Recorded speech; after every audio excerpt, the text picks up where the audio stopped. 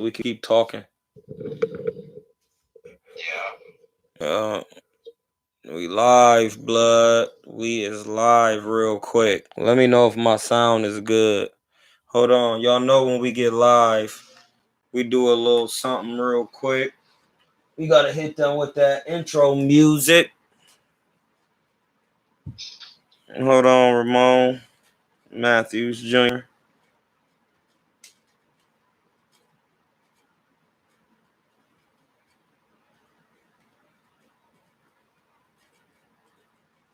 We let him come in on the live.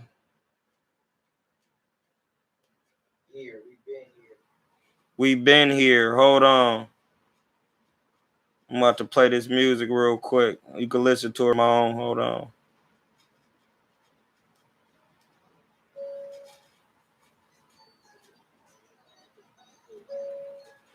It's just going just a little just to get y'all in here. Let's go. Let's go, AV Walker, baby. Ramon, I'm gonna call you right back. All right. So you can get on the live. All right. I'm gonna FaceTime you. All right. 2 times for a motherfucking jeweler. Y'all hear that? My bad. What's your thoughts on my nigga Filthy Rich? Do you play his shit? I really don't be listening to Bay artists like that much. Only certain ones. I'll be listening to my homie. Plus, I don't really know Filthy like that. You know what I mean? He's probably a cool dude, but I'll be listening to my homies. You hearing?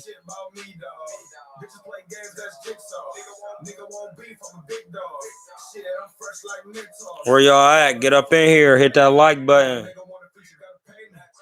Man, my shirt is all wrinkled in the back. I got my wife from Pakistan, so I got my brown people shirt. Representing my brown folks. I got the African joint over there. Then y'all see I got the African joint on here with I got the new pillowcases too. They fire. Look at that. Hold on, wait till y'all see the other one. Hold on. Look at this one. That's hard. Telling you, I'm about to have it lit up in here, dog. It's about to be lit. We about to be having guests on the couch, chilling with the mics. We about to be in here doing it.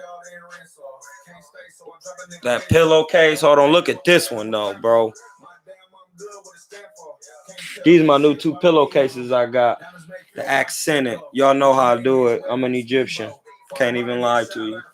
I'm an Egyptian. By way of the Yoruba tribe. Yoruba. Gotta know your history. I'm a Nigerian. So that makes me Egyptian.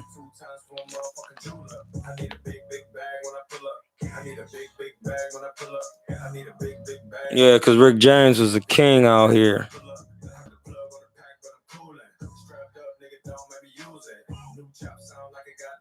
H Money, Mr. DAZN, what's up? What's good, baby? You know, we just in a live, bro. I did an interview with Dame Lillard. We did like a short little talk. You know what I mean? I'm gonna put that up tomorrow. So y'all can go to Dame Lillard's live and check it out. You know what I mean? That's my man. Shout out to Dame Lillard, bro, for bringing me into his live today. You know what I mean? We was talking about some of y'all favorite fighters, what we think. No, we just keeping it lit, blood. I'm about to call my man Ramon, though.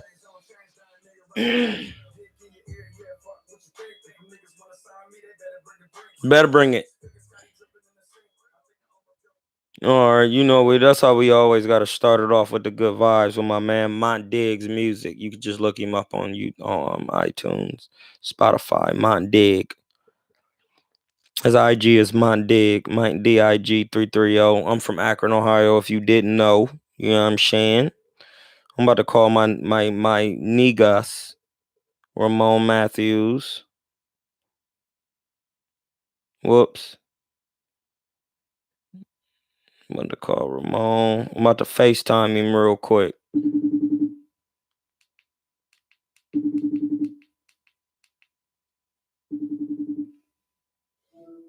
Blood, what's good? What's good, blood? I got you on the joint right now. We about to hold you like this so they can see you for real. It's good, blood. We doing cyber views, bro. We doing it. Bro, it's easy work. I wish I had something to prop this up on. But I'm going to hold it like this real quick. I'm going to put it down. What's good with Ramon, though? Man, nothing. Just watching boxing, watching Evander Holyfield amateur fights today. If y'all don't know who my man Ramon is, man, tell him your Instagram, Ramon. Matthews Jr. Boxing. Can y'all hear my man Ramon? Hold on before you say another word. I want to make sure they hear the king. Matthews Jr. Boxing. Let me know if y'all hear Ramon. Let me know. We got it coming. I'm telling you, this my channel about to be the littest. You know why? Because on my channel, we're not gonna be biased. We're not gonna make it a race thing. It's about technicalities of boxing. Yep. Salute to Troy. Love to break down videos. If you're about to break down every round, I'm about to pull up the fight on YouTube. Warren Davidson. Yeah, we about to do the Canelo Triple G too. I'm gonna just break down the overall what's going on. Not necessarily round by round, but just things for y'all to watch out that Canelo is doing that makes him different from other fighters. You just breaking down Canelo, or you gonna break down like Triple G too? I'll be breaking down both. I do what Canelo's doing right and what Triple G is doing to get punished.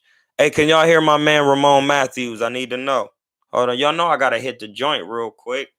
This is Gorilla Glue in here. Okay. California Gorilla Glue. You must use a water pipe because it filters the cannabis. It's healthy for you. So I get in my mode. So now we can cook. I got my shades on. You got your shades, blood. Blood, you know I got the shades, blood. Here we go, y'all. So look, can y'all hear my man Ramon? Can't hear him, just getting in here. Peace, King, tuning from Omaha. Shout out to Omaha. Hold on. Can you say something, Ramon? Can they hear me now? Can y'all hear him now? Because I'm about to be telling y'all some stuff y'all probably don't know. I want to make sure they can hear you. Can y'all hear my man Ramon?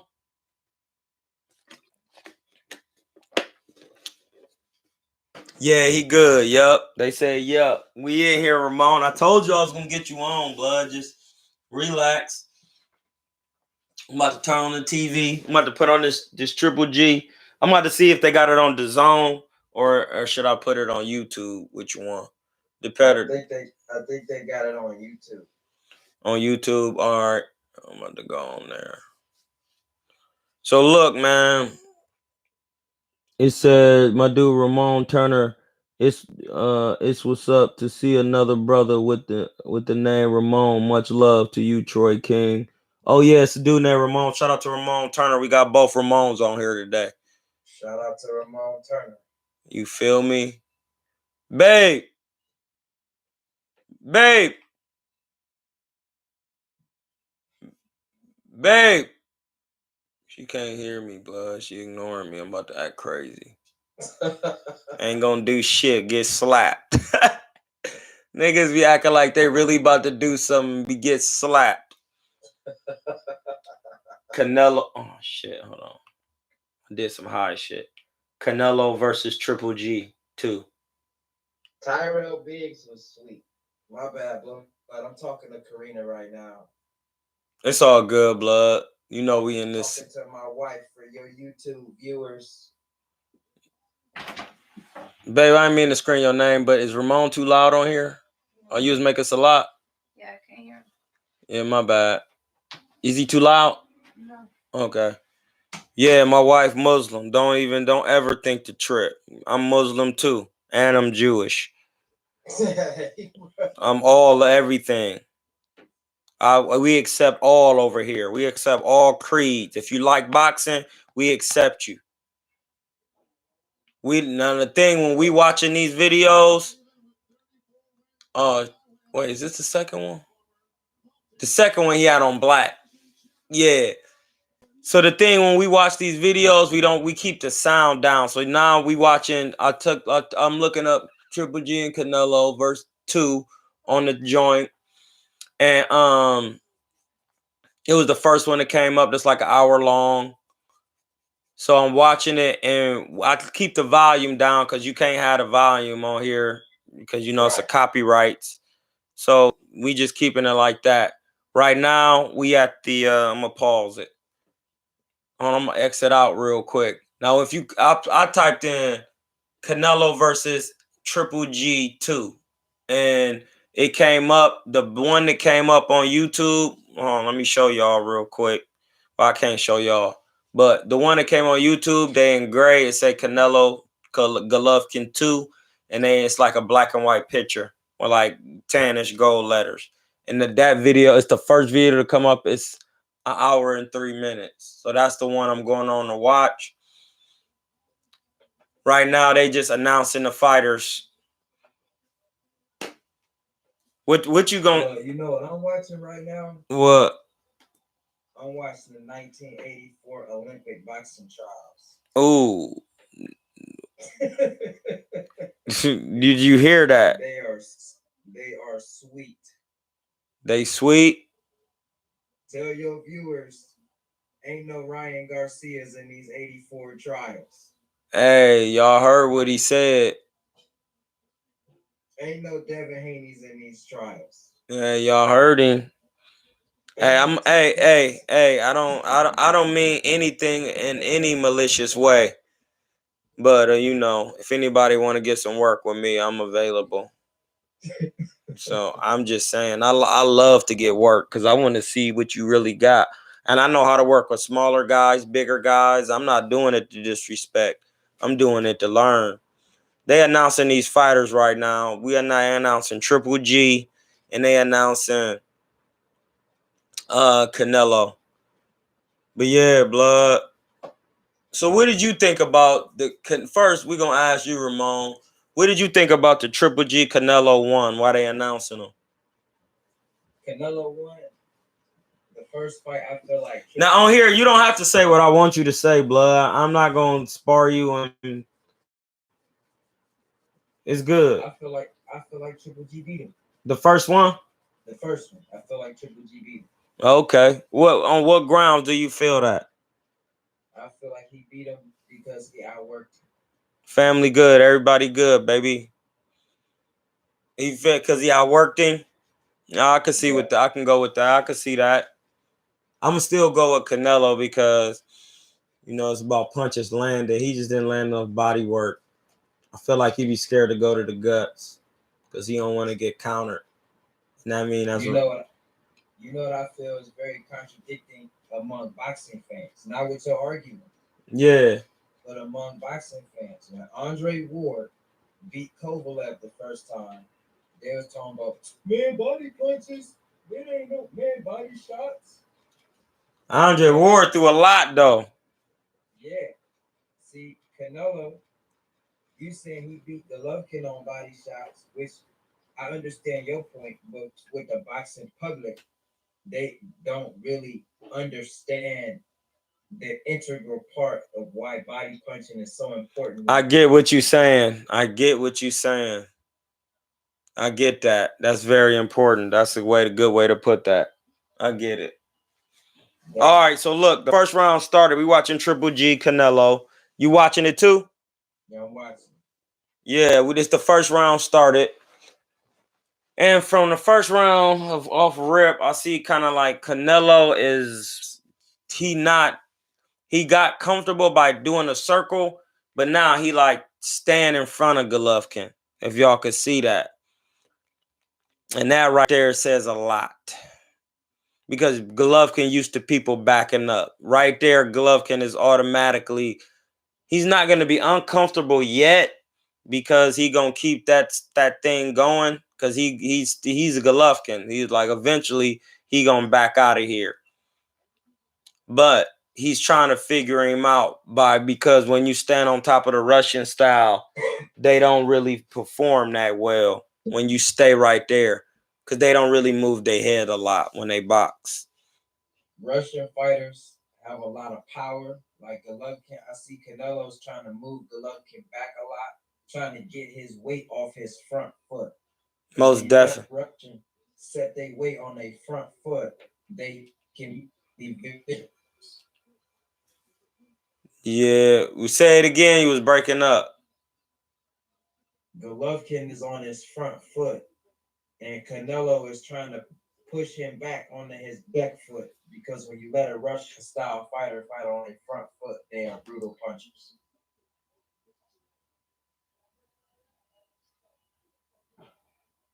Canelo using his jab a lot this round, moving his head.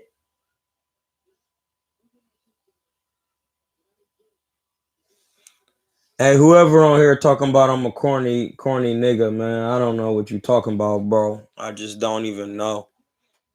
I have no idea what you talking about. We on here talking about boxing, bro. Don't keep it up, bro. I'm gonna have to get you out of here. I told you this is for positivity. Now, if you want to get some work somewhere one time, we can get some work, bro, in the gym with the headgears and all that. Oh, man, chill out.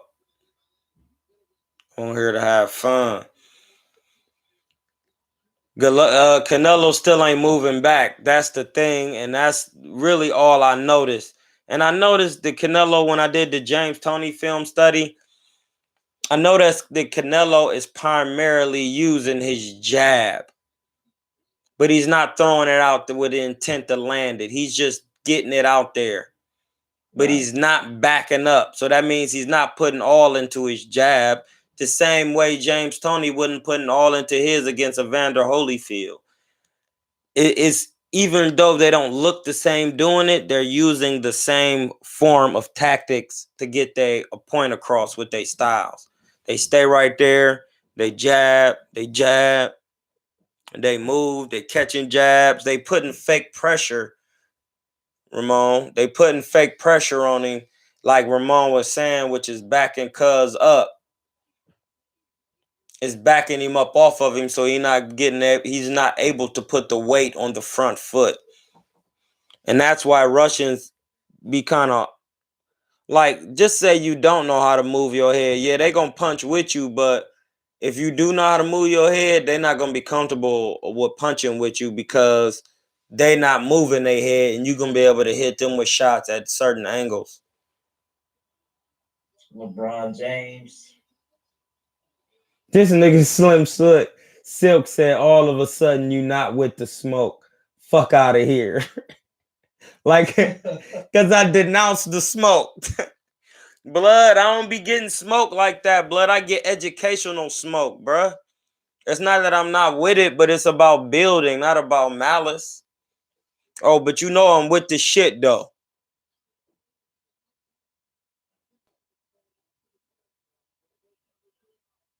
Yeah, nigga, I'm with the shit.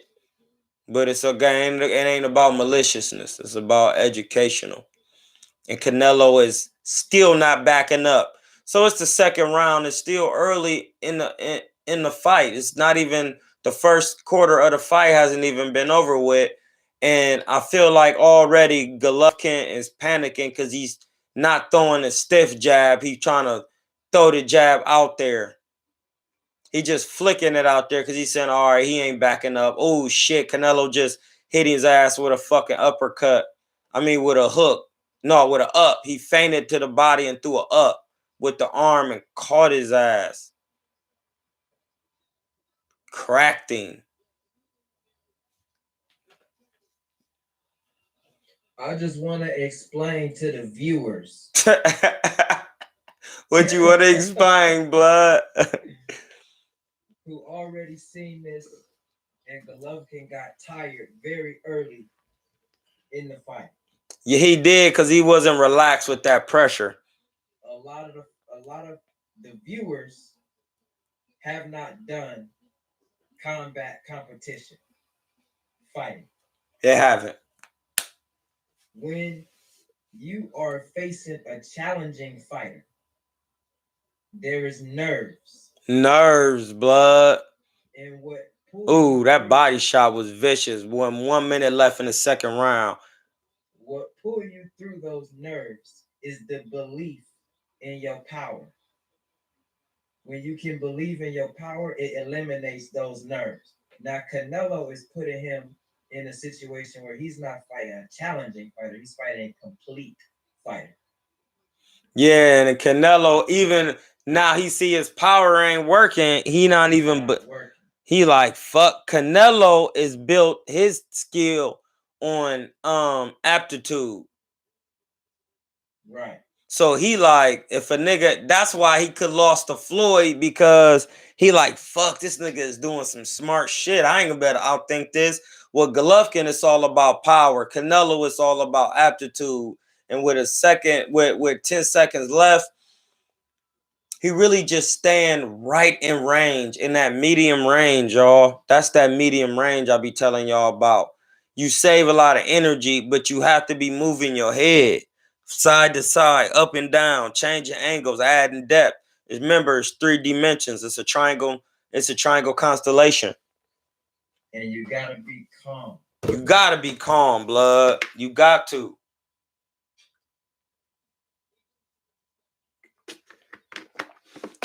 Abel cussing him out, not telling him nothing.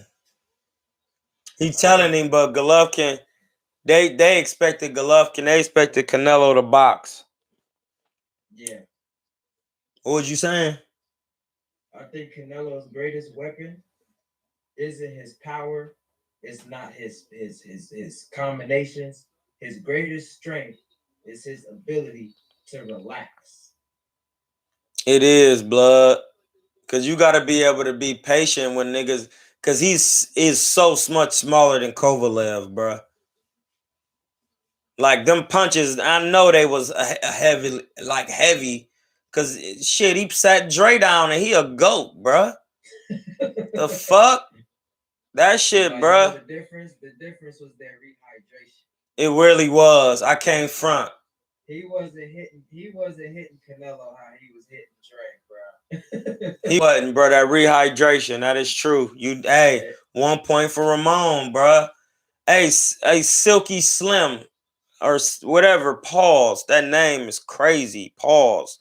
Blood. Listen, when I've attained a certain amount of knowledge in my head to where I could figure out things that other people couldn't figure out, I understood that being with all smoke is not detrimental because there's no balance in that. You have to understand you can't be about all smoke. You got to get oxygen too. It's the type of smoke that you getting. That's what you got to understand, bro. Everything with balance. Approach it, attain knowledge, approach everything with balance. And right now, what's going on with the negatives with Golovkin is that even though he has a good jab and he's going backwards, he doesn't move his head, which is bend his knees, and he doesn't know fundamentals of defense to the entire circle of totality of fundamental of defenses. I should say. You know what I mean? He only could do certain parts of defense where he'll catch a punch, but then he don't know how to move his head with it. So that creates a certain rhythm. How you see Canelo moving his head and keeping his hands up and catching punches, that takes a certain rhythm and practice. Golovkin is not good at that. And that is fucking his defense up. It got him getting out of position. He's not a good counter puncher out of any if you keep him on the back foot, he's not gonna counter you for real. He just not. He gonna throw something like a wild right hook. He just not a good counter puncher. He either has to lead or get hit.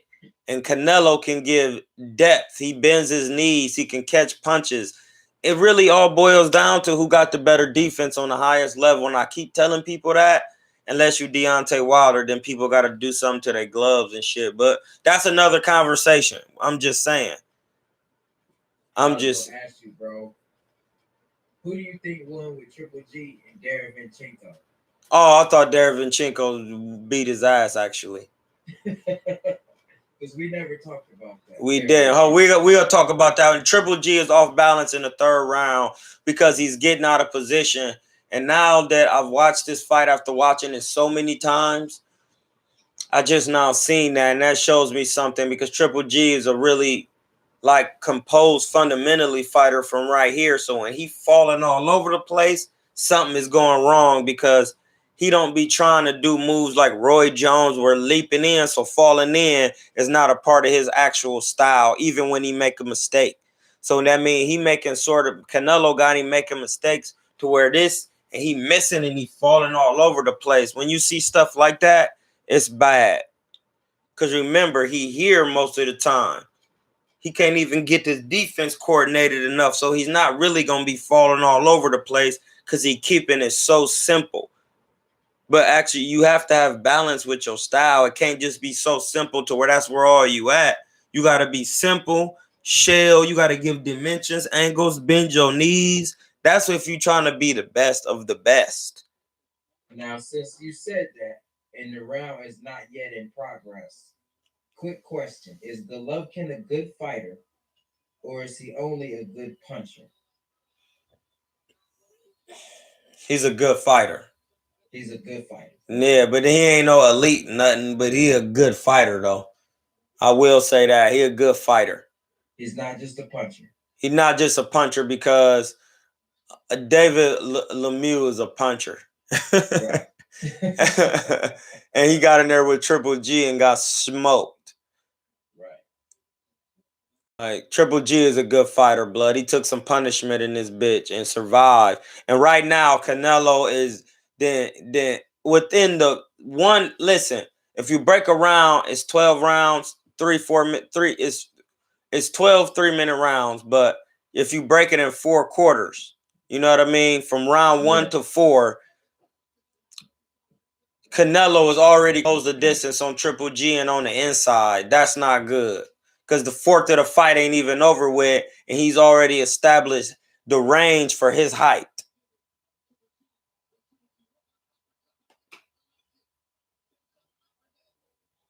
What does nigga say? You can beat Canelo or Triple G or Spence. Hey, blood, you just talking. I couldn't beat Spence right now. I never fought a 12-rounder. He got more 12-rounders than me. I would be down again on the cards. And that's not even me sweating nobody. That's being realistic. Now let me get 3 or 4 12-rounders or even 10-rounders where I understand the aptitude to go 10 and 12 rounds. Yeah, I could be the top fighter, Spence, whoever. But I have never been 12 or 8. You know what I mean? That's what y'all don't understand about boxing. We on here to keep it all the way 100, even when it's to me, myself. I'm not on here to be just talking stupid. I never was one of them type of cats. And Canelo right now, like I said, is closed his distance, man. He up on Golovkin so tight. And Golovkin I feel like he's trying hard to keep Canelo off rather than just boxing.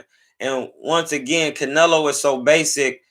If you're not doing what Sugar Ray, James Toney, Floyd, Willie Pep, if you're not doing what some of these fighters are doing, you're not on their level. And not once I see Golovkin throw a check hook if he gonna be backing up.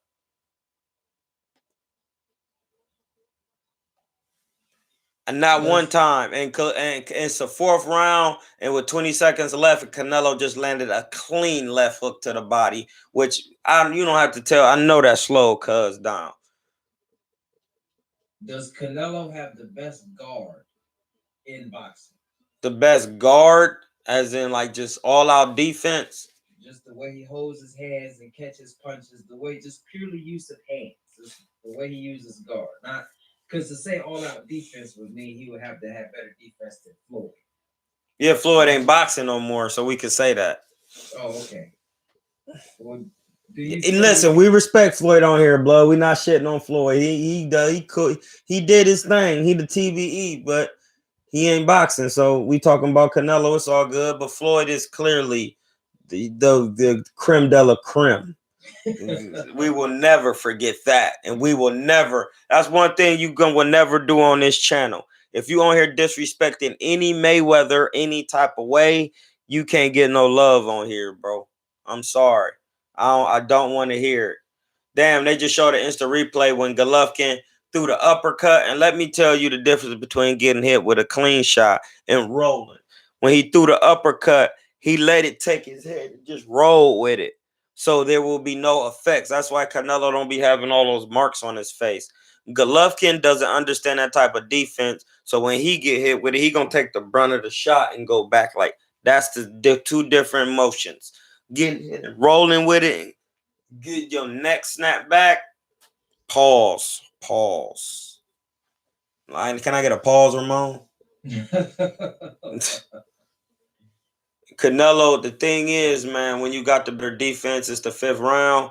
Canelo bending his knees. This style is made for Canelo. This Golovkin style is tailor made for Canelo. He's going to his guts with combinations up under the elbow, and he trying to feint down like he gonna go to the body, but then he gonna come up with the hook. And if you watch it, for the viewer, that's called a drop feint. A drop feint. I like that. That's what that's called. Because I can't even think of another name harder than that. Like a drop feint, hitting with a drop feint. Because you dropping down to make them, you think they're going to go down, and you hook them upside their temple and make them take out the trash. Yes, absolutely. And as you can see, Golovkin has no answers right here in the fifth round. The fifth round is where he figured out he had no answers. He figured it out. He was like, damn, I can't back this. Damn, I can't back him up. And Canelo is primary. Canelo is not really a jabber per se, but he do put punches together, and he does know his use of his jab. And when he's on defense, his defense looks so good, dog. It's kind of hard to judge against that.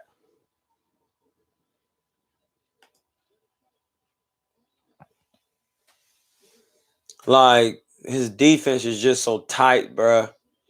You know, another thing too, I think what makes Canelo, we on again with my man Ramon Matthews. He watching the fight. We doing the film study. I think what make Canelo so good is who he chooses to spar in training camps. Cause you know, we've been in some camps and people be acting like they be sparring people, and they really don't be sparring people. They say they sparring middleweights, and they'd be sparring a 140 pounder at 160. Right. That's not a middleweight. A middleweight walk around at 180 in this boxing era.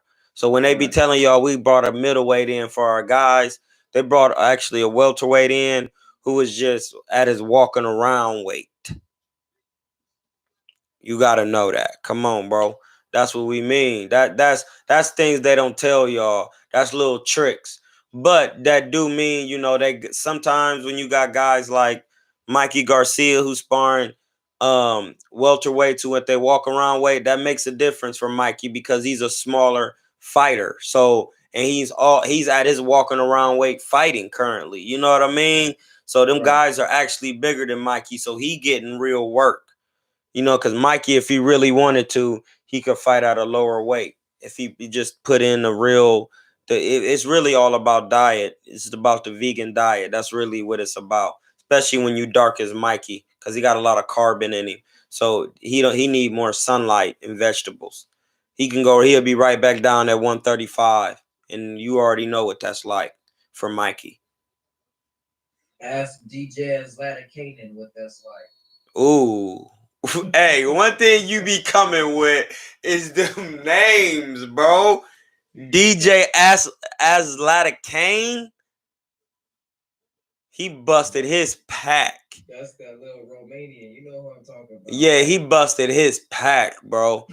It's the 6th round, and Canelo is running the hook frequently upside Golovkin's head, and he's rolling his punches. That's just boxing. I can't even say that's like an extra skill. Ooh, he just hit him with a drop feint and went to his guts, though. That's how your fighters should be fighting. Exactly. Riri the soldier. He's dropped instead. See, that's how Canelo hit you. Oh, see, that's what he just did. He went to the hook 2 times, went to the body hard.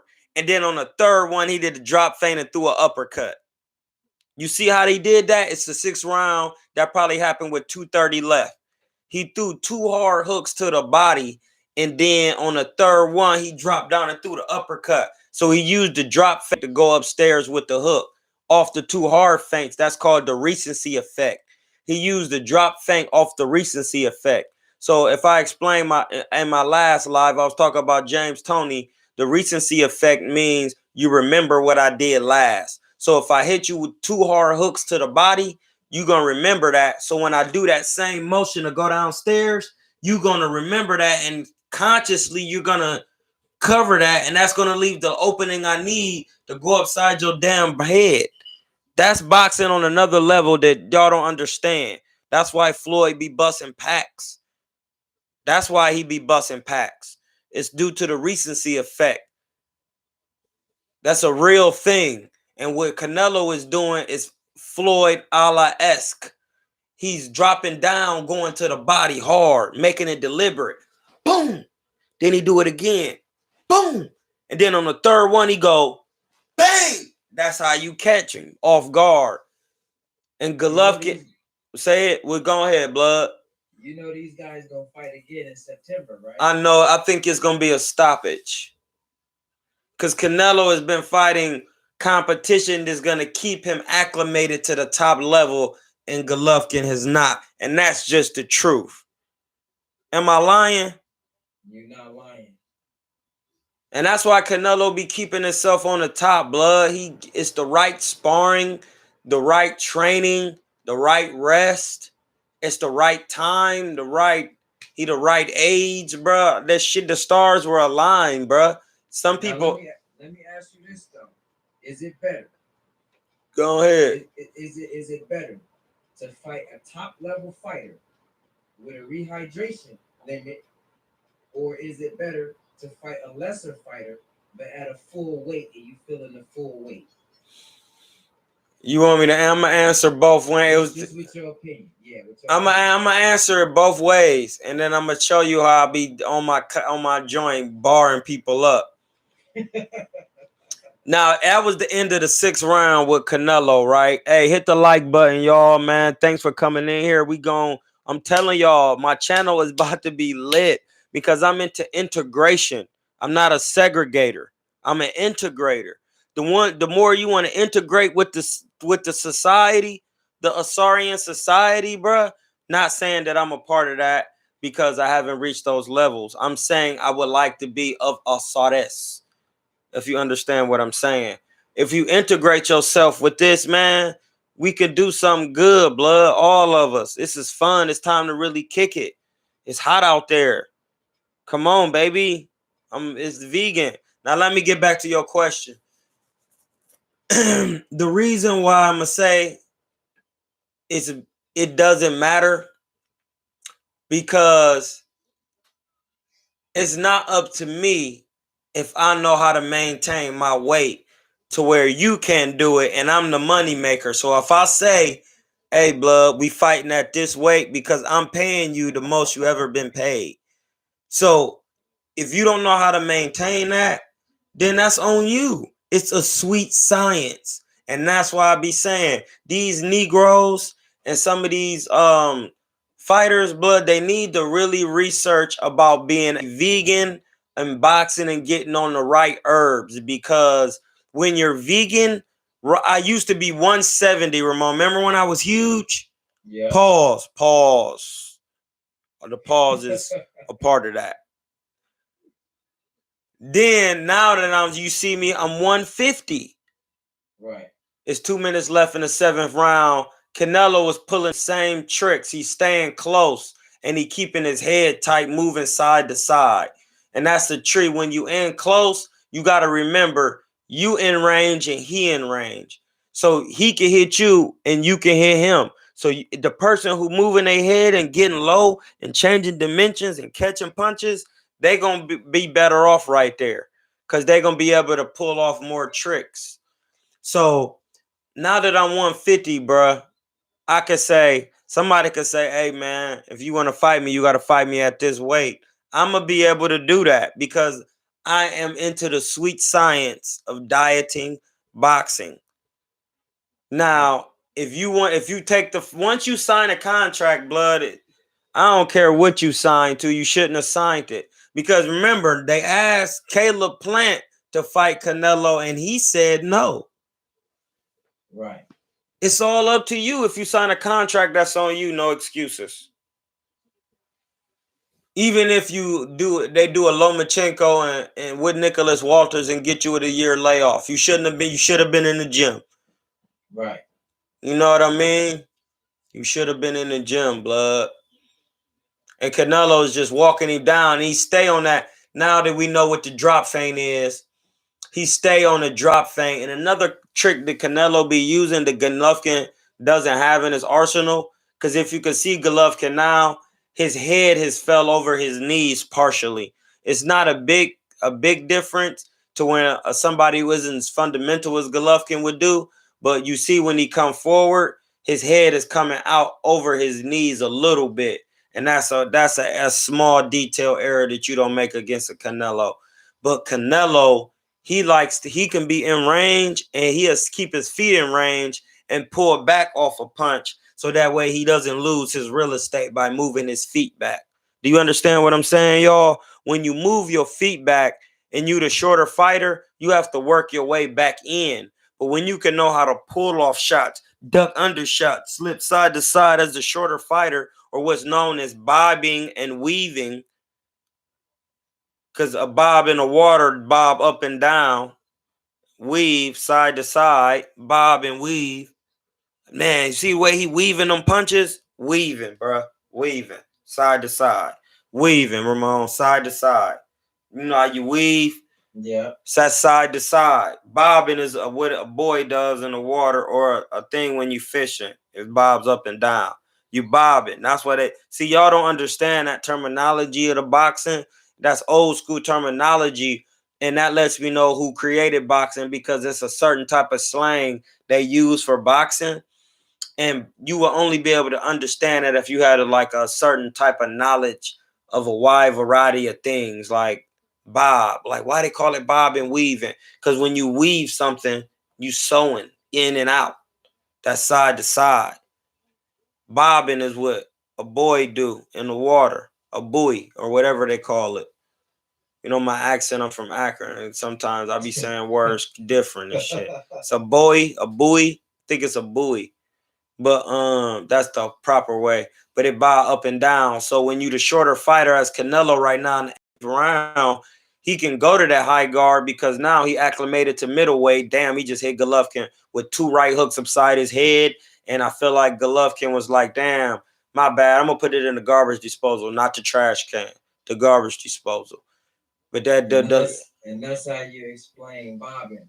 Because when your head moves up and down, like Golovkin get hit with these uppercuts right here. Ooh, damn, he just hit him with another right hook. Another one. Then he jabbed him to the guts. Then he uppercutted him. What minute you at in the 8th, Ramon? I'm at a minute and 37. All right, I'm at a minute and 40. I'm a little bit ahead of you. Damn, he just running the same moves. He keep running that drop feint, and then when Golovkin don't go for the drop feint after a couple times, he run that shit upstairs off the drop feint. Remember, the drop feint is when you off the recency effect. That means you go downstairs hard a couple times. Boom. When you keep doing that, the person gonna really remember that, even if you just hit the arm or not.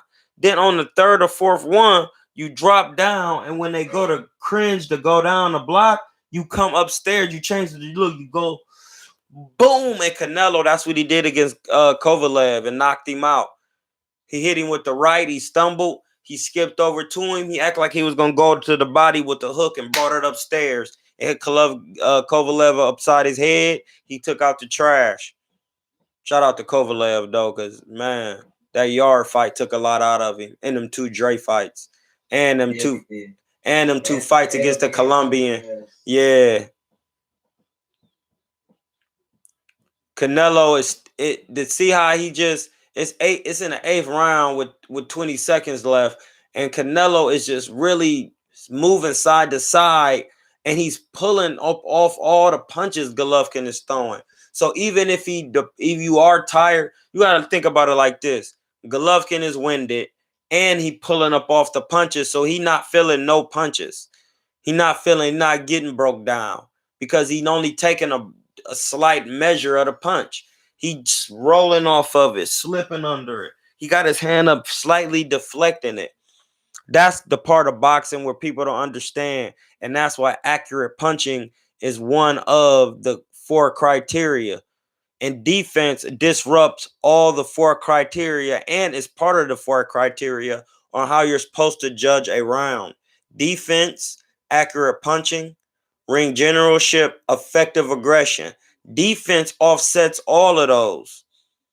And it opens up the opportunity for you to punch. And that's why I always tell y'all, whoever at the highest level shows the best defense and the best head movement is gonna win because they can have more dimensions to they fighting. It's not saying that I think Golovkin is not good, but he doesn't move his dome piece, bro. You got to understand what I'm saying. He doesn't move his dome.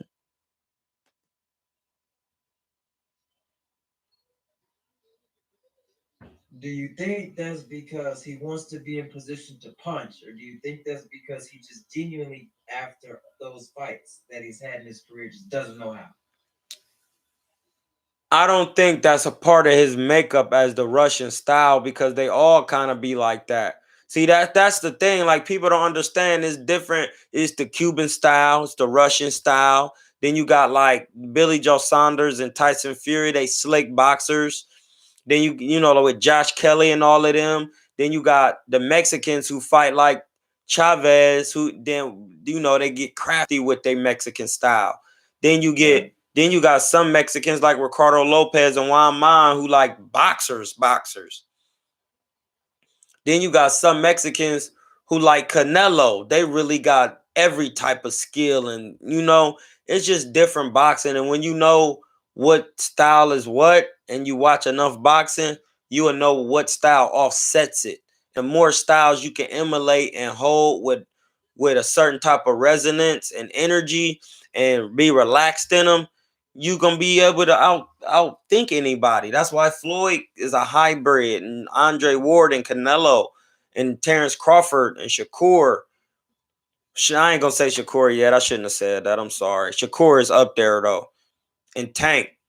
Tank is up there. Tank is up there because he can fight on the inside and he can fight on the outside, and he got otherworldly power, and the moves he do when he move his head and slip to the inside when they throw the jab and he fighting another lefty. He do shit that I see Sugar Ray Leonard and them do. When somebody shoot a jab, he slip to the inside of their jab and come up under with the body shot or the uppercut to the head like he did against Cuellar or whatever his name was.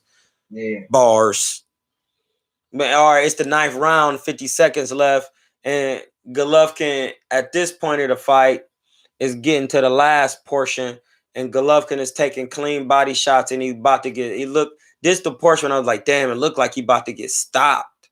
Ramon, when I was watching and I started hearing the crowd cheering, and they like, keep coming. You could tell they keep telling Canelo, keep coming, and Golovkin backing up, gasping. He flinching. Watch, they're gonna be showing. Look, see how y'all see how Golovkin is. When Canelo feigning, he cover up a certain type of way. Watch, when he feigning, he doesn't do what a natural boxer with defense would do. He does a move out of desperation, like he covers up or do something weird that you don't do if you got real defense. And when Canelo gets feinted, he stays in position and keeps his position off a smooth defense. He get fainted. Nope. Golovkin gets fainted and go. That's what y'all don't be understanding. What I be talking about, like the defense that I be seeing. Like he's not a good defender. He do what Anthony Joshua be doing. Like Anthony, when Ruiz was trying to put pressure on Anthony Joshua and putting punches together, Anthony Joshua was flopping and doing all that. Ain't how boxers who really sharp be looking, blood. I never seen Floyd or Sugar Ray Leonard be looking wild like that. Like they be looking sharp even when they make a mistake. They might throw an overhand and miss and then get right back and be looking. It's a difference, bro. Y'all really gotta watch it. Like he be fainting him and he be all over the place on the feints. Watch, I'm about to show you. Because I know y'all think I just be trying to be funny, but I'm being dead serious. It's like what I was telling Asian cuz Ramon when y'all was sparring at one time. Ramon. Yeah. Yeah, how he was flopping down. And shit, I'm like, Right. hey, blood, you gotta stop doing that. You look retarded. Paul, my bad, not retarded. No maliciousness. Blood, you gotta say that, bro, because you know people get so sensitive. Yeah. When I've been called every name in the book in my people. But hey, I still let them come to my table and eat my soup because I'm about integration. Now he running moves. He went in the up, and the under and over. That's the uppercut. That's the 5-2. Bang, bang. It's the under. Boom, boom.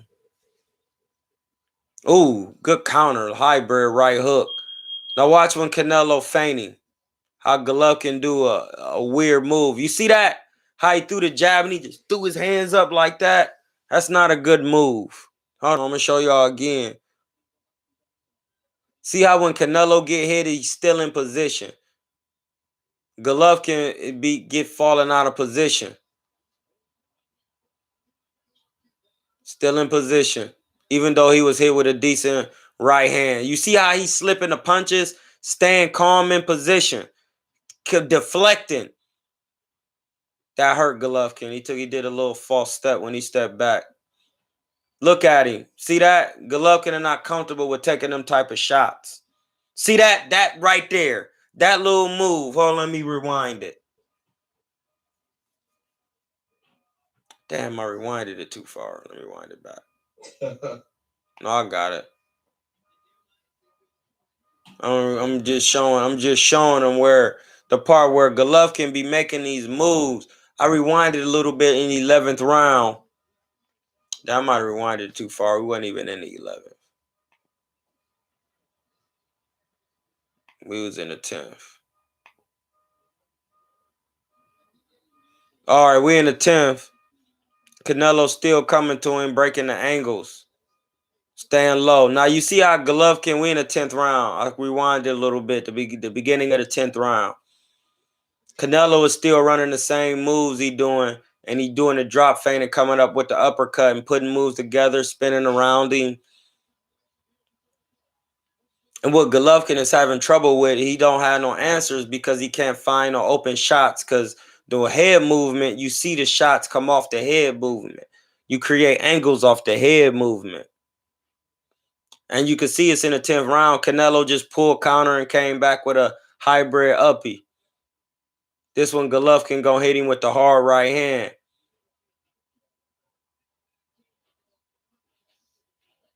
Golovkin taking punishment, bro. He is. What round you in? I'm at the end of the 10th. Okay. I'll rewind it a little bit to show him something. Yeah. Golovkin hit him with a 1-2 right there. Now you see how Canelo is slipping those shots, but he's still not staying. He's still in position. He's not getting too wild. Now watch when Golovkin start getting hit, how he start making weird little moves. Right there, that's not in position for Golovkin. He stepped wrong forward with the wrong foot. Look how he stepped to the side right there. He covered up and couldn't even know what was coming and got hit with an uppercut. Look, he's not blocking them punches. His feet out of position as he stepped to the side. Canelo went to his body. He stepped back. He pulled him back. That's in position. Now you see how I'm saying, like, Canelo is in position with his feet. The feet keep you in position. When Canelo backs up Golovkin, Golovkin's feet get out of position. You're not in position to punch unless your feet are in position first. Golovkin's not good at fighting going backward. He doesn't know how to check hook. It's not just about using your jab. It's about the check hook, how you check hook when Canelo come forward, how you throw the check uppercut, Mike Johnson move. You pivot, boom. Instead, you know how you check hooking when you pivot or hooking out. You do the same thing, but you use the uppercut. Nobody will ever teach you that unless you go to Columbus or something. They don't teach that type of boxing. Y'all not gonna hear that. I'm on here. I told y'all we on here to really teach. Golovkin's face is beat up. Another thing I noticed in this fight that every time Golovkin turned it up, Canelo turned it up. He never let Canelo never let Golovkin steal the play. Like when he hit him with a hard shot, he deflected it, but then he start coming back with shit. You see what I'm saying? Like that's the part of the game y'all got to understand, the mental part. When y'all know what I say on my channel. Mental. If you can't see a mental, it's spiritual. Because you can't see a mental. I always say it every time. You don't know somebody's using their brain until you see they did the recency effect. That's how you know, oh shit, this man be thinking. You don't just see, oh, okay, I know what he gonna do when he get in there, because you don't. So what I'm saying is, when we say mental, we mean spiritual, but we just say mental. Because spiritual is things that you can't see, just not to make it weird for y'all. Bars. Damn, Canelo, look, wait a minute. Hey, rewind a little bit to the beginning of the 11th, Ramon. To the start? To the start of the 11th, because I want you to tell me about this hook Canelo hit him with. Where's the minute? Hold on, I'm going to tell you. They just showing an instant replay right before the 11th round start. So look, make sure y'all hit the like button, blood. We doing this big right now. I told y'all. Listen, I'm here to be with all the channels if they want to be with it. We can really get funky with this and be having all types of super sweet content. But if you don't want to integrate yourself and do it the right way and not bring biasness in and keep shit all the way 100, it's not going to work and you're going to fall by the wayside. You're going to walk across a desert land with no water over your head, like it say Moses did. You're going to walk across a barren land and get no water on your head. You don't split no Red Sea and walk across it and drown. No, that's not what it say. It says he walked across a barren land and got no water on his head. That doesn't sound like a good thing, because he turned his way on the back. He turned his back on the way of Egyptian when he was taught in all the ways of the Egyptians. That's facts. That's facts. It's in the Bible. I think it's Acts 7, verse 22. He learned in all the ways of the Egyptians. He was mighty in his deeds. He turned his way back on the ways of the Egyptians. He walked across a dry land and got no water over his head. And Golovkin, that's what I was just about. Triple G has no water on his head. He's getting knowledge, but it's making his head dry. He's hot. Too much radiation. Look, and that's because he's going to his solar plexus. They don't get it. They don't get it. Ramon, you know everything we just talked about, blood. You get it? You get it. He is getting hot. Listen, if the sun is what governs heat and it's getting hot, the sun lets off radiation too. The sun lets off radioactive waves, ultraviolet, gamma. You got to understand that. Yeah. If you understand that, then you know if when he's not surviving this. He's hot. He needs to chill out, relax, so he can work. And you make somebody not relax by going to their solar plexus. Remember, I told you the sun up there, you have a solar plexus right here, and then you have a core of the earth. It's three suns. It's a triangle theory. It's a triangle constellation. It's a triangulum theory, bro. It's three suns, bro. Come on, bro. The earth, the core of the earth is hot like what? Okay. Then you got a solar plexus. Everybody got one. That's right here. Your stomach. And then you got a sun up there. That's why when you go to people's body, if they don't have a good diet, you break them down in boxing. That's why you can't be eating carnitas, carne asada. That's why they say you go to the Mexican body. You break down the sun. You break down the solar plexus. The sun is where you get your energy from.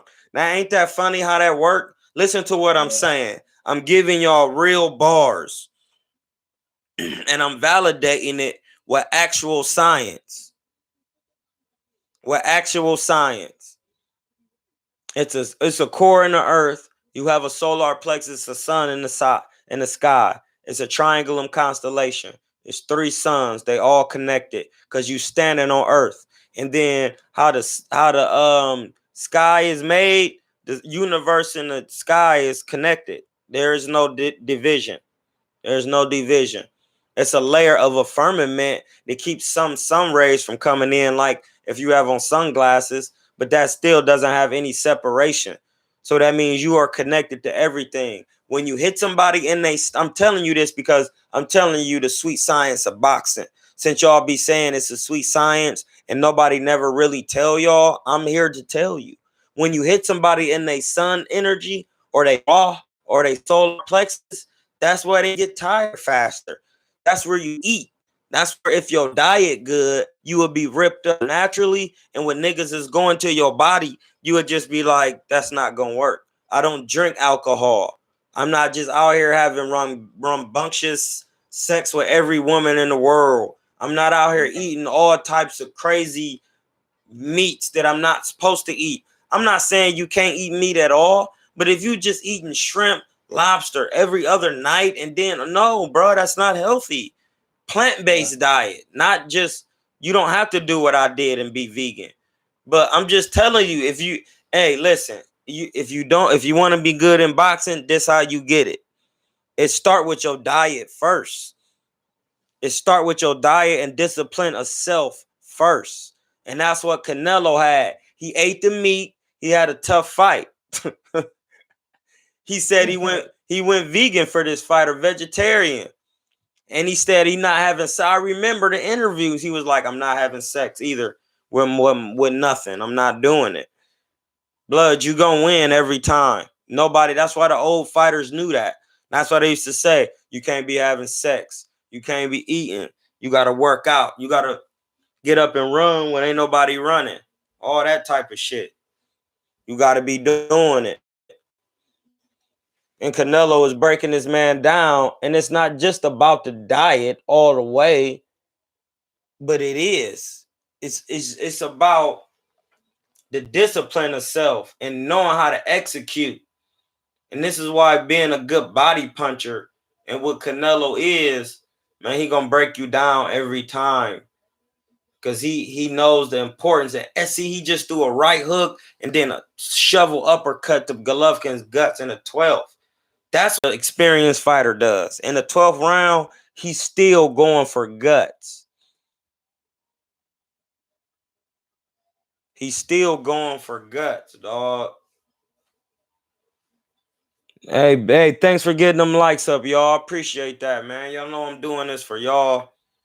At first, I didn't even really care about having no channel because I felt like it was too much clown shit going on with these internets and people with these channels not keeping shit 100 and have false bias. Like it's okay to know Canelo beat his ass. We're gonna get another film study in when I do round by round. But I just wanted to show y'all, tell y'all, show y'all, give y'all overall aspect of why Canelo be doing the things he be doing, because he's using some of the same craftsmanship as James Toney.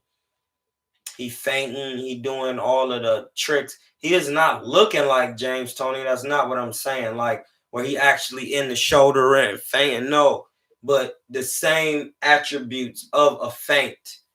same method. The same method. Thank you, Ramon. That's why you are my man's. Pause. Cause you know your shit, blood. Ramon Matthews, Matthew Jr.'s boxing. At Instagram, on IG, Matthew Jr.'s boxing. But yeah, blood, and those are the things when I'm looking at these fighters. I'm looking at these fighters, y'all, and I'm like, are they doing what James Toney is doing? Are they doing what Floyd is doing? Willie Pep, Nicolino Luce, Henry Hank, Dick Tiger.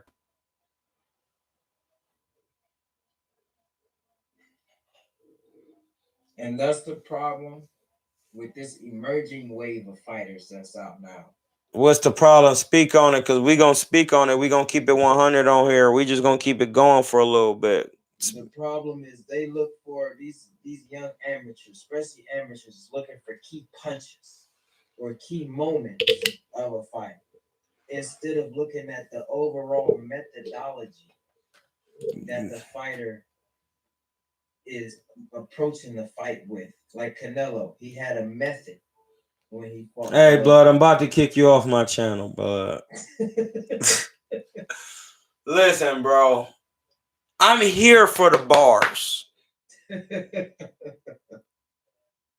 When you, man, see, this is why I wanted to do this, dog, because y'all really need to learn. Like, me and my peoples, we talk about boxing like this every day. Right. Hey, let me know if y'all hear my man Ramon good, because I want y'all to hear his words, because they important, man. He really, and don't get me wrong, it was one point in time where Ramon thought a certain way, and I used to just be telling him, like, no, bruh, because it's this. You got to look at it like all the ways, because it'll blind you, and promoters be doing certain things. And I get it, because even promoters, listen, boxing like this, promoters promote, managers manage, coaches coach, fighters fight.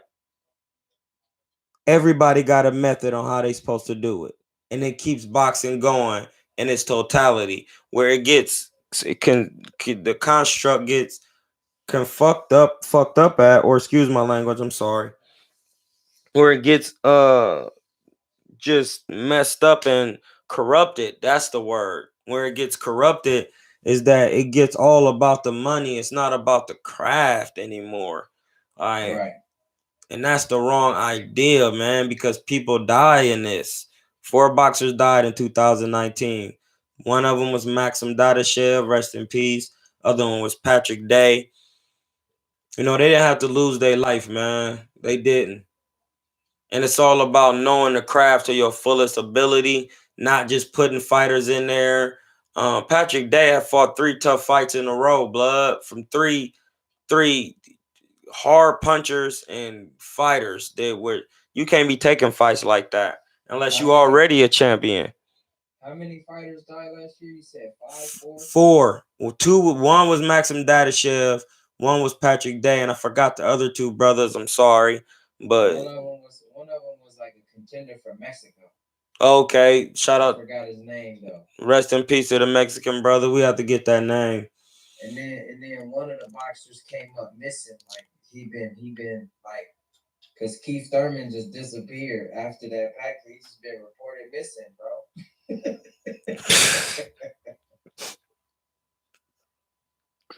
Keith Thurman. Blood, Keith Thurman ain't trying to really box like that, blood. I know y'all used to love Keith, bro. I love him too, but yeah, man. So I'm just saying what I'm saying. Like, you gotta understand the craft of the boxing, man, so you can know what you're looking at, and that's what I'm looking at when I'm watching these fighters and these young fighters, man. Don't get me wrong; they're good little talents, but they don't have all the skills. They too young. I can see the way they fight. They don't look like Sugar Ray and them. They don't look nothing like them. Nothing. Sugar Ray would have killed them when they 20-20. Well, that's not. And you know why I know that? Because we could just go on the videotapes and watch it. So when people get mad and like they feel like I'm trying to disrespect them from what I'm saying, I'm not, because I don't mean I have no malicious intent in what I'm saying. What I'm saying is, if I watch tape of Sugar Ray Leonard when he was a certain age, and I watch tape of you when you was that age, he hit the competition of the level he was fighting was better, and he's pulling moves on high level people. Right. That's what I'm saying. So when you pulling moves off on Roberto Duran, and Roberto Duran is in his 78th, or I think he was 75 and won with 56 knockouts when he first fought Sugar Ray or something like that. That's retarded, bro. That's crazy. You can't say that on here because you know people get sensitive. I'm sorry. You know what we mean, though. That's nuts. It's slow thinking. Cause then when we go on this tape and I see how was Sugar Ray Leonard when he fought Tommy Hearns? How was Tommy Hearns? They was already the best. They already was champions. When they was fight, they was both pulling off crazy moves, like real moves. Some of these kids now, they don't pull off these moves like that. They don't have that type of skill, blood. It's not the same. It's only a couple of them. I ain't gonna put them out there because it's gonna be like they're gonna, you know how they take this shit, blood. They get too sensitive with it. And Right. I'm saying I don't be trying to be malicious. You know what I mean? I'm just stating facts of what I see. If I watch a tape of Sugar Ray Leonard and I see him flinging the jab and hooking off the jab and uppercutting off the jab and then dropping down, going to the body. And then I watch James Toney go, you flicked. I made the name up for it. Flick, stick, feint, and hook. You flick the jab, you stick the jab, you feint, and then you hook. You doing everything you're supposed to be doing. You can hook to the body, you can hook upstairs, you can flick up, flick down, you can stick up, stick down. You can hook. Think about all the moves you're doing, how you can go up and down with the jabs and flick, stick, feint, and hook. You can feint up, you can feint down. If you ain't doing that type of boxing, and I'm watching you and you a champion, and it's the first it's the first 4-6 rounds to the fight, and I don't see you doing those things, then no, you're not like a Sugar Ray Leonard and them people, because you're not doing what they was doing. That's how I'm judging. I don't know how y'all judging boxing, but that's how I'm judging it. You don't have to be looking. They're not judging boxing like that, bro. They not. And the thing is, you don't have to be looking like Sugar Ray. You have to have the same methodology. You have to be a Methodist. No, I'm serious. If you think about it, that's what a Methodist is. IST. That means they have the best methods. The best methods. That's what they're saying. I'm a Methodist. If I'm a knockout artist, I'm the best at knocking people out, or I do it in a way that I can keep getting it done. Right. That's what I say. He's a methodical man. He's one of those. He's one of, what is the word they use? Methodical. Yeah, type of fighters. Methodical type of fighters. I mean, he just got methods. He coming. Bang, he breaking you down. Bang, bang, the technician. If you're not doing that shit, blood, you're not boxing. I'm sorry, you just not. You can't just be using one type of jab. Bang, bang, bang, bang. That's a Sugar Ray Leonard or anybody in that mindset gonna say, oh, he only using one type of jab. I'm gonna let him do that shit for a couple rounds and be catching it and just flicking, like how I was saying James Toney was doing, like how Canelo was doing against Golovkin on the second fight. He was just letting him working, bang, bang. And it looked like they throwing hard, but they really just flicking it out there sharply. Even if it's relaxed, it's still in a sharp manner. You out there fighting for your life, blood, and then he bust your pack at the end of the day because his methods were greater. It's really that simple, blood. Pause. I'm putting on the chapstick, blood. Can't have the ashy lips on the joint. Pause. You would get a pause. But yeah, blood. And like you said, these young fighters don't be doing that shit, blood. They don't be doing it. And that's what my channel is for.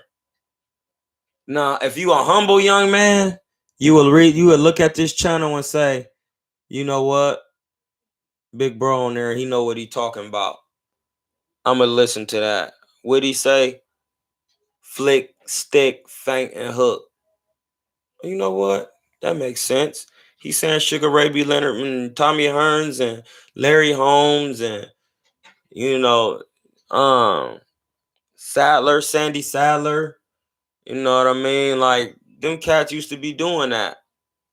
Dick Tiger, George Benton, Joe Frazier, flicking the jab, leaping in with the hook, bobbing and weaving the head, stand behind the cross block. Bro, these kids don't even know what none of that is. I know, blood. That's what the channel was for. Technicalities. Barring their ears off. You gonna have to get it. And that's the thing. That's them the type of fights I'm watching because I'm not a fan of certain boxers. I'm a fan of the craft. And that's what excites me. That's what excites me, the craft of boxing. It has nothing to do with the money. Listen, I get it. I like the performances when they come out because it is a show. I love that part. But I like to see how people actually use their skills. Right. You feel me, Ramon? Like, how you gonna use your skills in there? How you gonna catch these punches? I don't care if you a Mexican or Russian. I want to see you really. When I be seeing Derevchenko pulling moves, I'll be like, ooh. Or when I see who's somebody good, this like real crafty and got good skills. Unnoticed skill for real. That's how you really show somebody who good when they got unnoticed skill. Who's somebody who got unnoticed skill? Like Regan Diaz. No, I feel like his skill is noticed because he's so defensive oriented. He make niggas miss. Hold on, I'ma think. We thinking. No, Gary Russell has noticed skill because he used speed.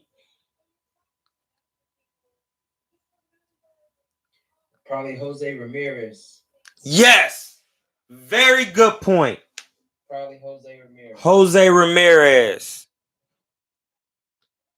No, Boots Ennis be showing off too. Matt Koroboff is the better one. Matt Koroboff. Matt Koroboff. Who said that? Warren Davidson. Hey, y'all follow my man Warren.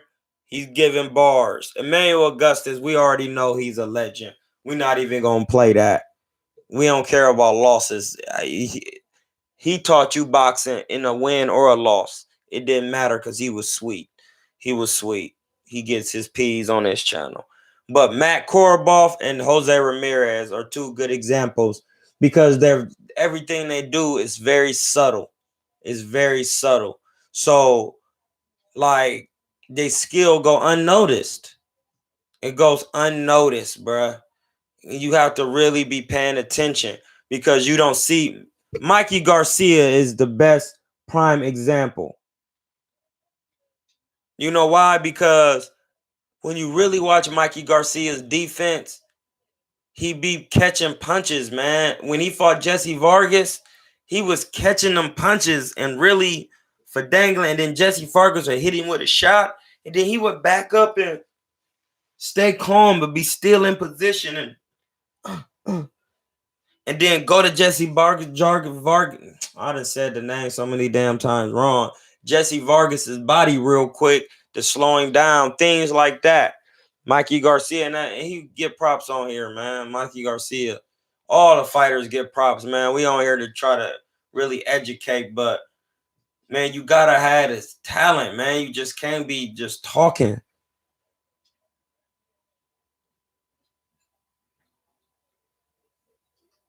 A lot of these guys out here just talking and hoping, bro. Just talking and hoping, blood.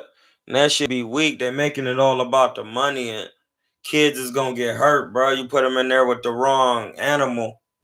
Put him in there with Jason Rosario. The guy who that's the 54 pounder? Yeah, he upset J-Rock. Yeah, man. They had asked me about that on here, and I was just telling them like sometimes in these camps you just never know what be happening. And I felt like Rosario was probably a hard puncher, and he's a known hard puncher. And if I feel like if you fighting and you can't take the punches, it's probably you didn't probably prepare yourself with heavy enough punchers in your camp. That's just something you know when you boxing. Because if I watch Canelo, I know Canelo is in there with heavy punches in his camp because he's able to withstand. His punch resistance is high when he fighting people like Golovkin and Kovalev. That's why. Well, J-Rock be scoring hard punchers though. Well, did he do it for this last camp? Oh, I'm not sure. That's what I'm saying. Like I see what you're saying. You see what I'm saying? From camp to camp. All the right people.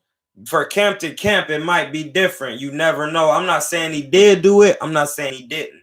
What I'm saying is, for camp to camp, things be changing up. You know what I mean?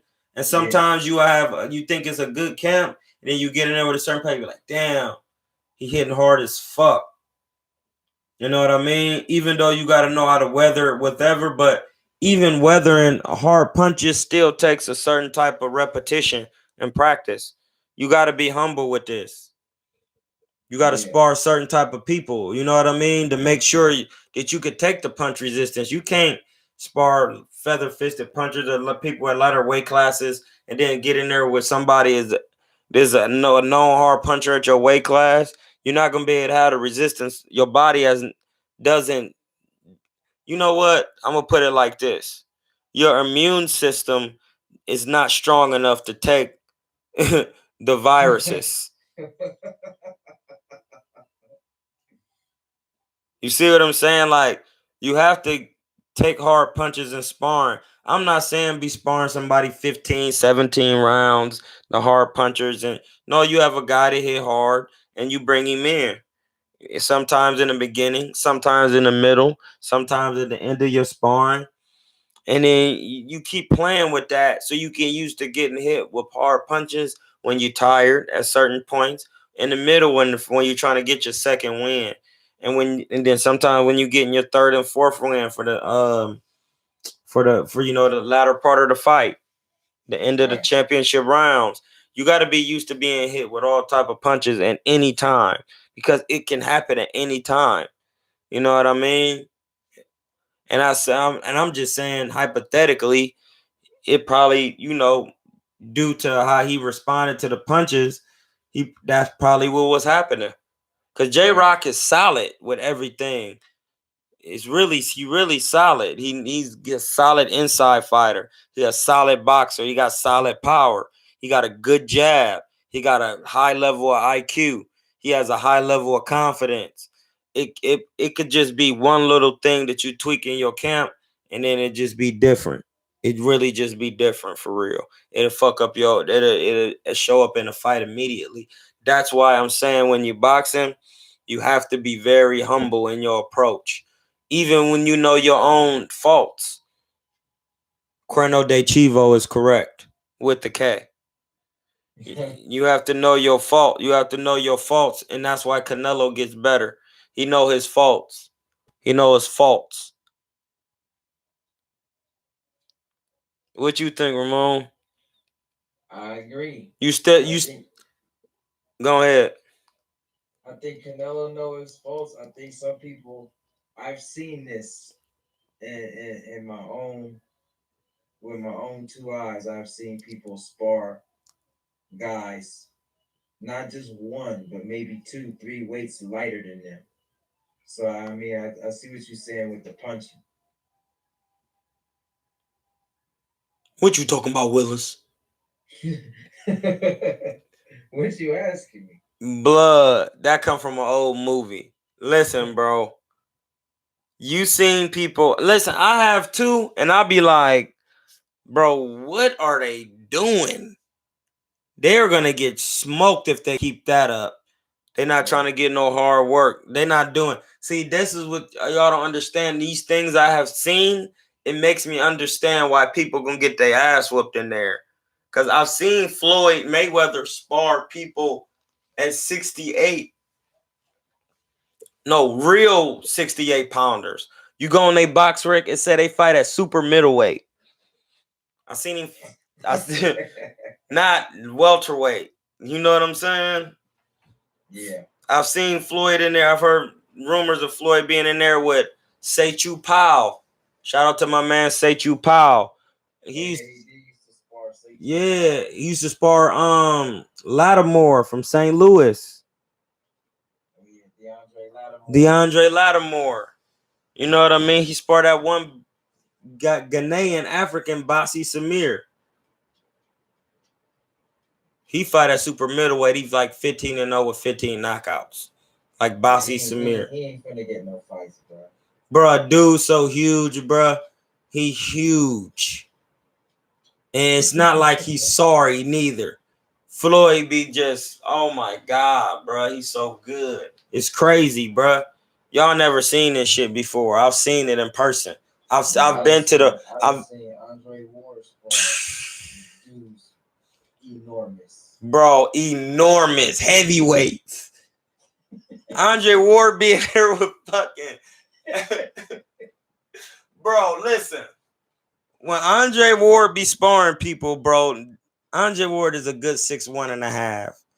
When he be in there sparring people, bro, they be like 6'3", 6'4".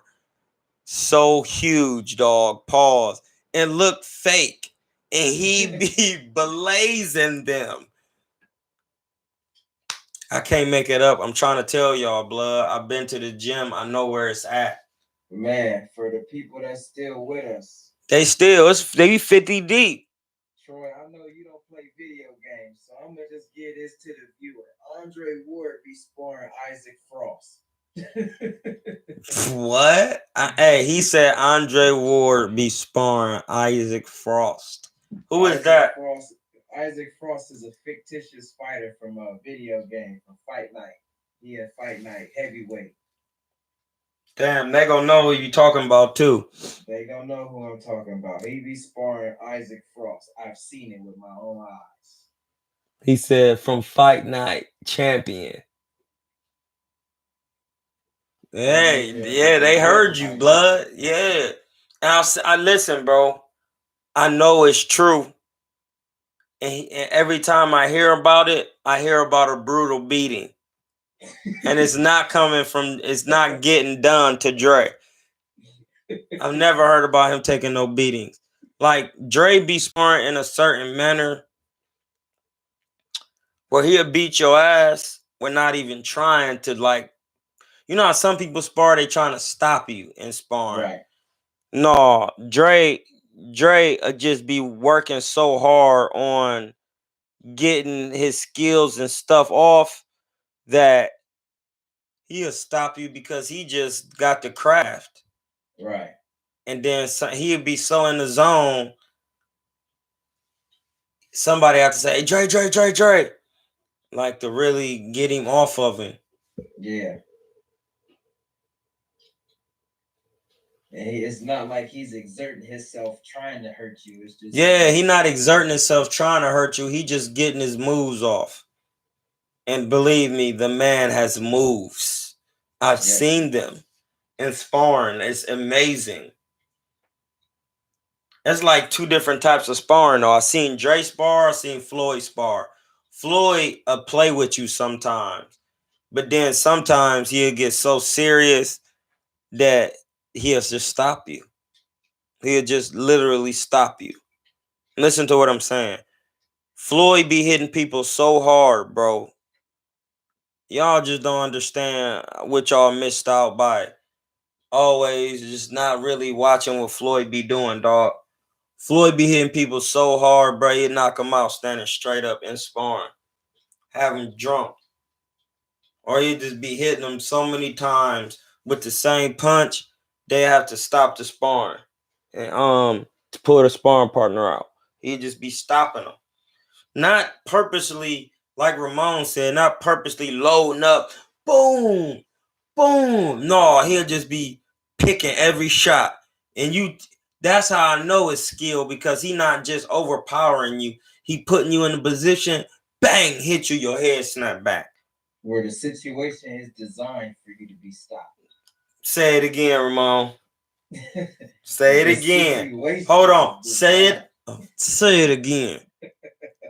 Say it again. The situation is designed for you to be stopped. It's no longer within either one's control. Did you hear what my man? Did you hear what my man Ramon just said? The situation is designed for you to be stopped.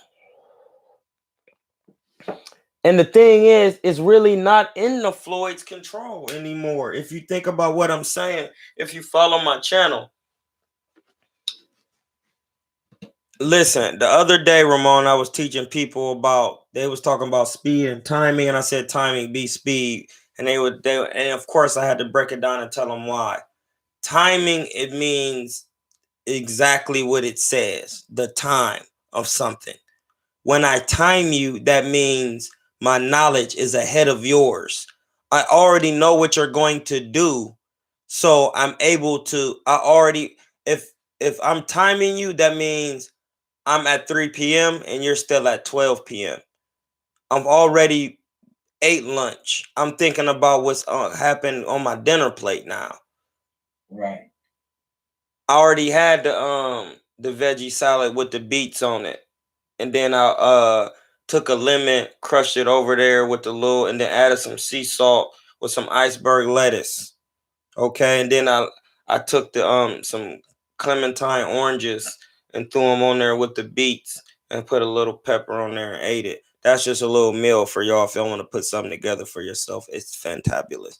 Secondly, if I already know that, I'm gonna be timing you. All right, I just hit him with the jab. He gonna get desperate. Throw this, pull counter, bang, hit you. That's why. Like Floyd, when it's out of his control, is because he set you up so much that you actually stopped yourself because you didn't have enough knowledge. That's why boxing is a thinking man's game. When you don't have enough knowledge, your time in boxing is cut short. It's literally called stopping a man. I stopped him. They had to stop the fight. That means the time is cut short because I was always ahead of you. So by me keep being ahead of you, your time is going to be cut short. You can't survive in my world. And my world is inside of a cube, a boxing ring.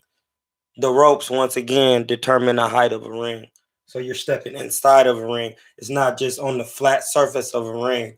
This is why people can't understand boxing and why you have to have depth and be boxing in 3 dimensions. Because it's 3 ropes. It's how many, depend on how many ropes they got. But you step over the ropes or in between the ropes to step inside the ring.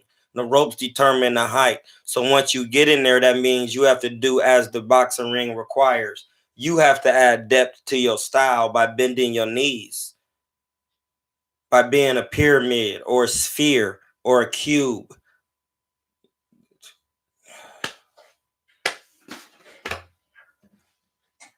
They don't get it. They don't get it. So I'm gonna simplify it. If you fight like you own, Go ahead, blood. if you fight like you're only in a box, you're gonna leave in a box. You know, if you fight like you're only in a square, because a square is 2-dimensional, you're gonna leave in a box. And that is not to make light of any boxer who's passed away from the time boxing has started all the way to now. I have no malicious intent when I say that, and I make jokes, but that's serious. And that's why I be preaching defense and understanding the art and the craft of doing different things. It's not about just punching. It's not about just punching. Any dummy can throw a punch. It's who could deflect the most punches. It's the 4 criteria. Defense, ring generalship, effective aggression, accurate punching. Now listen, if you're an accurate puncher and I got better defense, are you an accurate puncher? No, you're not. If you're an effective aggressor, You're coming to me effectively. If I got defense, I can disrupt your aggression and make it ineffective. And what's the other one? Ring general. If I'm a ring general, whatever I'm doing, if I'm my power or my skill or whatever I'm doing, defense can cause you to make an adjustment to make me be in control of the fight. And then defense is actually one of the criteria. That's why defense disrupts all the criteria. Because if I got the better defense and I know how to execute it in the right fashion, depending on who I'm fighting and the style that they're fighting, I can win every time. Because I'm gonna know how to make an adjustment with my defense first so I can see an angle of a punch. That's what y'all don't understand. It's a squared circle. Once you understand how to move a squared circle, you'll be at the right angle to hit somebody. It's a square. It has 4 right angles. 4 times 90 is 360. That's a circle. That's what I be saying when y'all be saying y'all be knowing boxing. And y'all be like, why did I know y'all be thinking, why do they call it a square circle? That's why. It's the same thing. It's the same thing, blood. I know that's crazy. Same thing. It's the same thing. And when you know how to move a certain way and do what Floyd say, stay on your pivot. Floyd been telling people for years how to box in these videos. See, that's the thing. I watch every single Floyd video you can watch. Every time he got one, I'm like this. Every time I'm hanging on to every word, taking it apart, listening, thinking, damn, why did he say that? Because remember, they say he can't read. So I'm going to listen to what he's saying because he's he's brought in a revenue of $1 billion for himself and his generational wealth of his family. So when I think about it, I'm like, and Floyd can read just fine. Floyd can read, bro. Floyd can read just fine, but you know how people like to get shit going. It's just, they say clown shit. Floyd can read just fine. He's very intelligent. He actually is one of the most intelligent people in the past in this century because he showed you how to make $1 billion in boxing by not taking punishment, which is in the sport known for taking the most punishment. I'm not going to repeat that because y'all heard me. Because he been telling you. And y'all haven't been listening. And you should be ashamed. Instead of ridiculing somebody and talking crazy, listen to their words. I'm telling you, blood. It could teach you a lot about your life. Floyd has taught me so much. And I never even talked to him in person. I never had to because I be watching his videos. I studied the way he do things. I studied the way he is in the media. When he get indicted for these little stupid things and he be like, listen, man, you know what it is. I'm Floyd Mayweather. It's all about money. I'm not going to complain about it. I'm going to do it.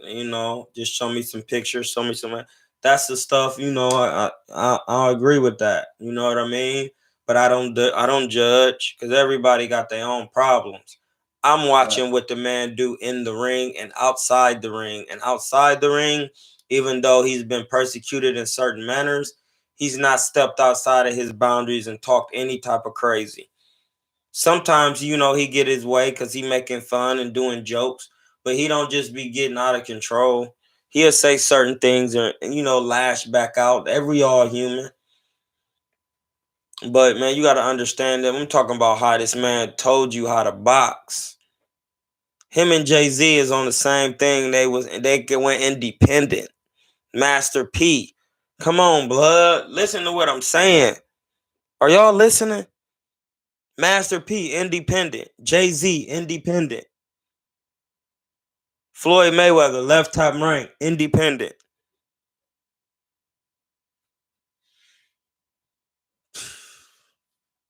Man, y'all don't be stupid. See, that's the part I do study. I study his ways, but because he's an Egyptian, but I also study his boxing because that's gonna show me the most, because that's the most rawest form of physical move and artwork that you can see, because you can die. So and it's for a prize. That's the part that you have to understand. Even though it's for a prize, you can still die. Yeah. You know what I'm saying? So that makes it on another level. You can die. Nobody died from playing basketball. Actually physically playing and just like die. Like, and the reason was because like people have died from other reasons while playing basketball, I should say. You know what I mean? Well, I shouldn't say nobody has died from playing basketball, but you get my point. But like people physically die from boxing, from taking too much punishment, and it's for a prize. So I'm saying what I'm saying to say, like, y'all got to be watching Floyd, blood, and really be watching him from the beginning of his career to the end of his career. And then you got to understand what I seen him do in sparring. I already knew nobody stood a chance with dude. Blood, he just can do so much. He be doing like Joe Frazier shit, cross blocking defense, high guard. People probably think Floyd just be in the shell the whole time. Nope, you can't hit me. You can't hit me. No, Floyd get hit sometimes, and he tell you good shot, and he keep working like it's nothing. Like it's nothing, bro.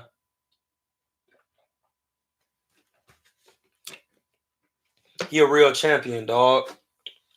Real champ. Andre Ward seen it. I seen him get in there. I've been in there with Amir. Been in there with Berto. Willie Nelson, Prue Prentice, Boo Boo.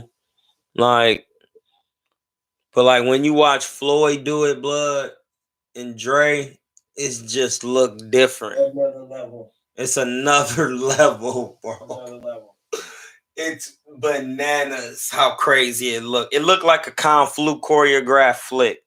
It's like they know every move you trying to do, dog.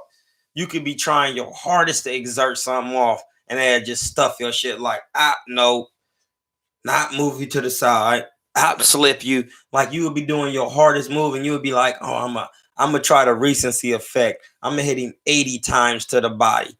Boom, boom, boom, boom. You like, okay, it's my prime opportunity. I set this shit up the best. Soon as you gotta try to go to the head, he just do a slight move. You miss. You be like, fuck. You be so mad. Like, that's how they be, blood. They just don't fall for any okie doke. If they get hit with something, it's because of a mistake they made. It's not because of what the other fighter did. For example, I explain it to you. When Andre Ward got knocked down in the first fight, is because he tried to exchange too early in a close proximity with a puncher. You don't do that, because a puncher is in his highest punching form. His highest percentages of knocking you out is early in the fight when he's fresh. And I'm not saying that, if Dre heard this, he can understand exactly what I'm saying. So when he got into that quick exchange, that was a small opportunity for Kovalev to hit him. And when Kovalev is fresh in a fight like that and he hit you and clip you, yeah, it'll hurt you. You know what I mean? But Dre has a chin. He's been there before. So he's going to rise up and get the work. But that's just it wasn't that Kovalev did something good. It was a mistake that Dre made. That is the difference between being on a top level. For example, another example, when Pacquiao fought Floyd, Pacquiao was jabbing, not stepping in with the jab, keeping his full range with the jab. When he jabbed and took a small step in, Pacquiao hit him with a left hand, boom, over the punch, over Floyd's jab, boom, and it caught Floyd, and he hadn't been fighting in a while, and that type of punch from that type of fighter will ring you. But once again, Floyd's been there before in sparring. He knows how to handle himself, and that's actually a mistake that Floyd made, in that little second, because instead of keeping his distance, and just go back and watch the tape, it's the in the fourth round, the first time he rung him. He did it again too when he got hurt the second time, but that time it kind of rung him a little bit, because when Floyd get hurt a certain way, he do like this little shake. Like you got to watch Floyd's fights, because DeMarcus Corley hurt him one time. Zab Judah hit him with a good shot, but it didn't hurt him like DeMarcus Corley hurt him, or like Maidana hurt him, or like when Shane, that was different. Even when Shane hurt him, it was kind of different from when Pacquiao hurt him. Pacquiao kind of rung him, and it kind of rung his legs a little bit. When Shane hurt him, it rung his legs, but it probably, neither one of the punches were probably physically painful, but I could tell in the both ways how they got hurt in two different ways in that same aspect. You know what I'm saying? Due to these two different people punching you, but they both got good amount of power for welterweights. You know what I'm saying? Or high power.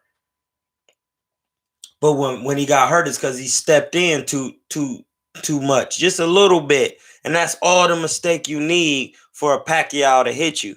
But it wasn't that Pacquiao made the mistake. It wasn't that Pacquiao did what he was supposed to do. It's that Floyd gave him the opportunity with that little mistake. And that's right. That's the thing with these levels, blood. When you on the highest level person, I'm giving the opportunity.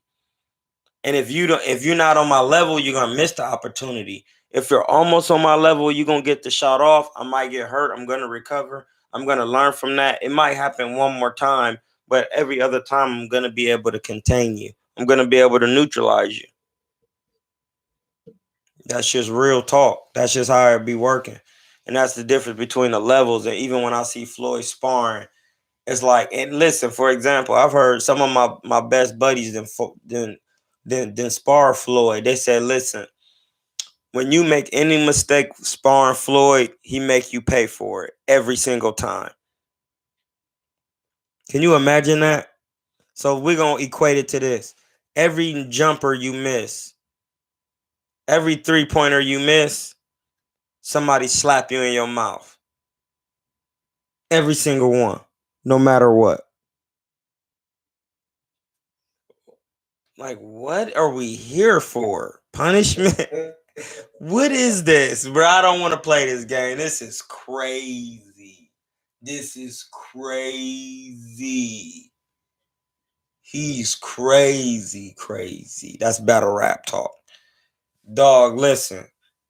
I couldn't imagine that. So every time you make a move, oh shit, I make bang. Bang. No, bang. Bang. And, bro, listen. I'm just saying that to say, they saying every time you make a mistake, Floyd hits you.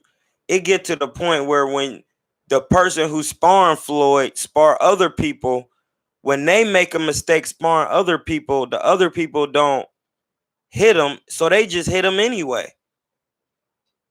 You understand what I'm saying? They so used to being hit by Floyd, then when they make that same mistake against a person who not as good as Floyd, they're gonna be like, oh shit, he ain't even read that. Clip you. And that's levels. How do I see Manny Pacman and Mikey Garcia? Face down. Man, Mikey Garcia, man, just a hard puncher at that weight, and he been sparring Pacquiao before. No, he sparred the better version of Pacquiao. Rest in peace, Edwin Valero. Edwin Valero was the real deal. Real deal, buddy. One of my faves. And he used to spar him, and he said Edwin didn't take it easy. So, you know, I could be wrong, but if I'm not mistaken, Mikey Garcia was sparring Edwin Valero as a teenager, getting work with him. And when you get that type of work, you understand boxing at a different level. So you're not going to be like scared to fight Errol Spence, even in a loss, even in a brutal loss. You'll be like, damn, he's good. I'm sorry. I thought I had it. He was good. Fuck it. I've been sparring Edwin Valero, blood. I got paid for that. It's good. On to the next. I'm gonna take a break and on to the next. You know what I mean? Yeah. And put your spiritual at a different level, which is your mental. Because you it just put it at a different level, man. Who is that? Darnell Boone beat both Triple G and Canelo. Watch. Who No, said that's a lie, but Darnell Boone is my man, so you can't tell me nothing that I don't know. Darnell Boone is actually my homie, blood. He's from Youngstown, Ohio, and I'm from Akron. And actually, he's known for he told me he used to spar Triple G on the regular. They homies. Yeah, that's what I was about to say. Darnell Boone sparred Triple G a bunch. Man, they homies. He funny because when I said something about Canelo beating Triple G, he was like, he said he made one of those like blatant wrong jokes and laugh like, man, he ain't even do all that. LOL. You know what I'm saying? Because he know he real cool with Triple G, and I get that. That's cool. Darnell Boone is my man.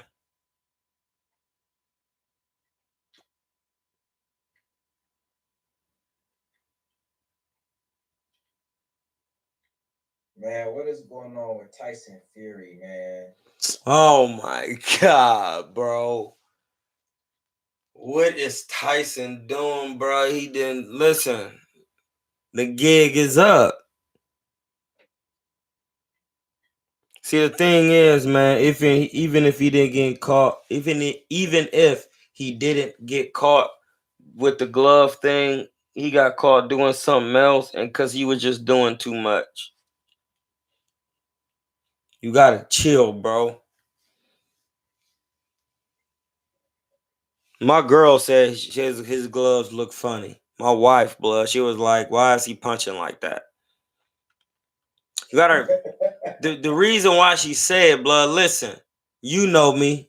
You say I'm a puncher. Right. She only seen me punch, and I punch like a puncher, sharp, hard. If you don't believe me, just go on my Instagram at Kilatainment or at Querno Divo with a K. Just go on there. I throw sharp punches. Even when we doing fast mitts, they sharp. When she seen him punch, she like, why he punching like that? I was like, and listen, I'm gonna tell you exactly what I said. I said because he a boxer, he a pure boxer, he swagging, he be punching like Ali and flicking and sticking. And then she was like, no, but his hands is doing something. And I just was like, but that's some people be slapping. And then I threw myself in there, Ramon. I was like, but you know what I do? I turn shit over. And then she was like, and then she ain't say nothing. And then we kept it moving.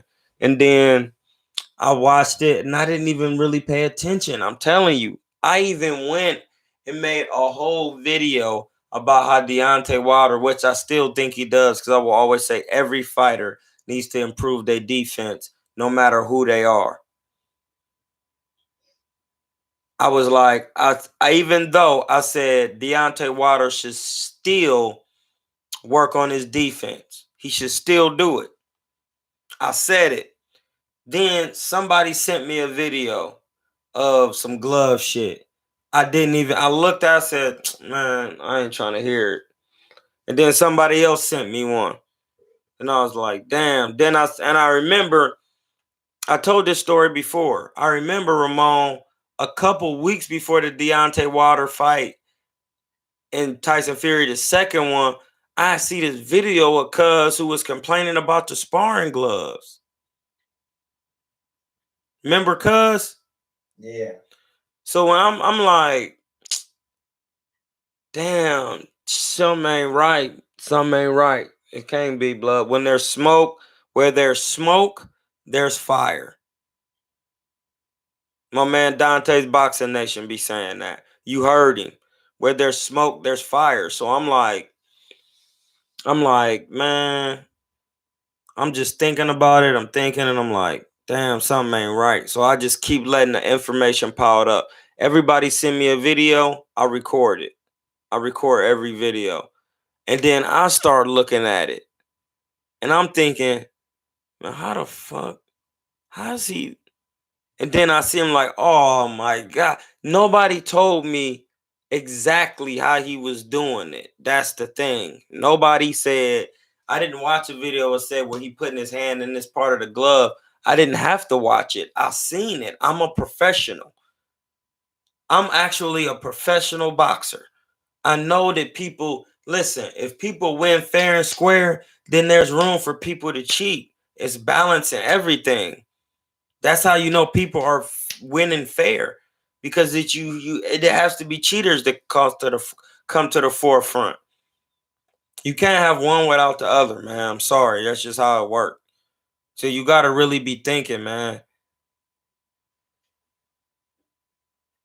He just, and once I seen how he was fidangling the gloves with his hand and hitting with the wrist, and then I start thinking about how he always be talking about he an Irish bare knuckle boxer. The gypsies, we all know what gypsies are known for. Listen, like the best way to hide something is in plain sight. And a gypsy is a form of an Egyptian. Am I lying, Mo? No. They pickpockets, they nomadic people, they move. I'm not saying nothing that y'all don't already know. Like, and then he's like, yeah, I'm soaking my hand in petrol. That make your knuckles hard. He telling you what he doing. He's telling you. Yeah, I do coke, I do this. Yeah, I do that. That give me an edge, like that speed me up. He telling you, yeah, I'm the gypsy king. I'm the king of the gypsies, of the sleight of hand, the magician. And they all say the hand is quicker than the eye. Right. Like, think about what I'm saying, blood. Like, if the hand is quicker than the eye and I'm a gypsy and I'm known for sleight of hand and pulling moves, then I got over. I got over, blood. Listen, I'm gonna say it one more time. It's no different from not Brett Favre, Tom Brady, Deflategate, Spygate. It's little tricks and tactics that is totally wrong. He should be suspended for a minute because he could have killed the man. And right. I don't care what people talking about. You a warrior. You can get as philosophical as you want to. It's a prize involved, so it's not for the death. It's not for the death because the rules state that if I say no mas, that I could stop the fight myself. It don't matter what's going on. I could say, no, I don't want it no more. And they got to stop it. So it's not to the death. So it don't matter what they say. I'm a warrior and all that. It's not to the death. And you get money to do it, to feed your family. So I'm saying what I'm saying because what he did was it was stupid. That was stupid. You don't be doing no shit like that when it comes to boxing, right, bro. It's not safe.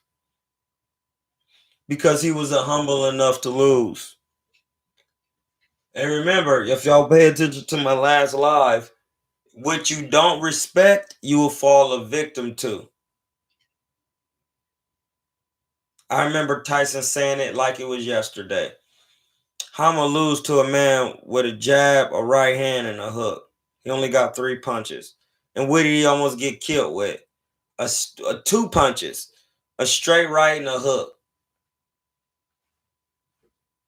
You got to respect people in their craft. He's a known knockout artist. You can't be over precocious or you're not respecting people in their craft of what they do. You got to, bud. That's why. And then he cheated in the first one because he was doing the gloves. And he did it in the second one. That's how he caught him. He hooked him like this. Bang! The glove fly back and he hooked him with the fist part. And then the right hand came and hit him behind the ear. Hey, blood, I'm just calling it. Just calling it. There's room for human error. It's all good, but I'm just calling it. Listen, Maidana tried it on Floyd. He did. So like, why do people act like Tyson Fury can't do it? Like, why is that a thing? Like, Maidana tried it on Floyd, blood. It's been known. Margarito got caught. Nassim Richardson caught Margarito and Tito Trinidad trying to do something with their raps. Like, I forgot the fighter's name, but he took some padding out of some gloves. He and his fighter ended up killing somebody. He got banned from boxing for life. Oh yeah, I know who you talking about. I forgot who it was though. Like, come on, blood. Listen to what I'm saying, man. Y'all, like, stop saying like these things just can't happen. Like, that makes no sense.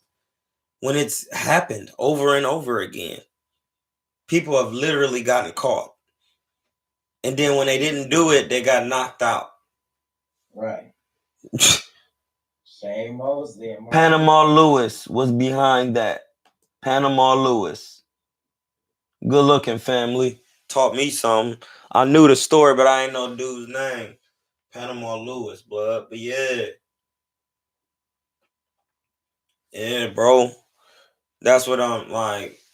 Make sure I hit the like button. I'm about to end it in a little bit. We just gonna, we can't be up all night. I'm just trying to give my girl some time to just do her own thing and get her, my woman, because we quarantined. We up in here. It's the time to be quarantined, though. You got to get an earth a break. Got to. You got to, man. Got to chill. You got to chill. And I'm glad they're mandating people to chill. I'm happy. People need to sit down, bro. Pollution has went down a great bit. You got to keep the frequency of the earth at a certain hertz so everybody can get their groove on. You know what I mean? Get your groove on, but you can't do it when we in the industrial age. We need to get out of there. We need to get out of the industrial age, get into the technological age, so we can grow, bruh. We gotta chill, man. Everybody trying to do the best they can. I even mean that from my white brother. Everybody's trying their best, bro. People are really just trying to do their best. Like, you got to really look at the situation we in right now. The economy is crashed. The whole world is chilling, bro. Like, if anything, that's not good for anybody. Right. Now, I don't care what power you is in. It's not good. And people are trying their best, bro. Think about what I'm saying. I know what y'all do. Y'all watch a lot of TV, but it's to just chill, bro. Get a earth really a break so it can last. Cause it's heating up. You gotta just chill, bro. The earth, let's just let Mother Earth chill. Let our mother chill so we can continue to blossom up out of earth and out of new, which is the universe. You know what I mean? All things are made from Atum. You just gotta understand that, bruh. Just chill. We just chilling right now. What you complain about? I'm going live. I'm been alive for 2 hours. Come on, bud. I told y'all I'm gonna keep it lit, and we gonna really be breaking down and talking real boxing on here. Panama Lewis gave Pryor some energy in the Aguero fight. Yeah, he was a bad boy.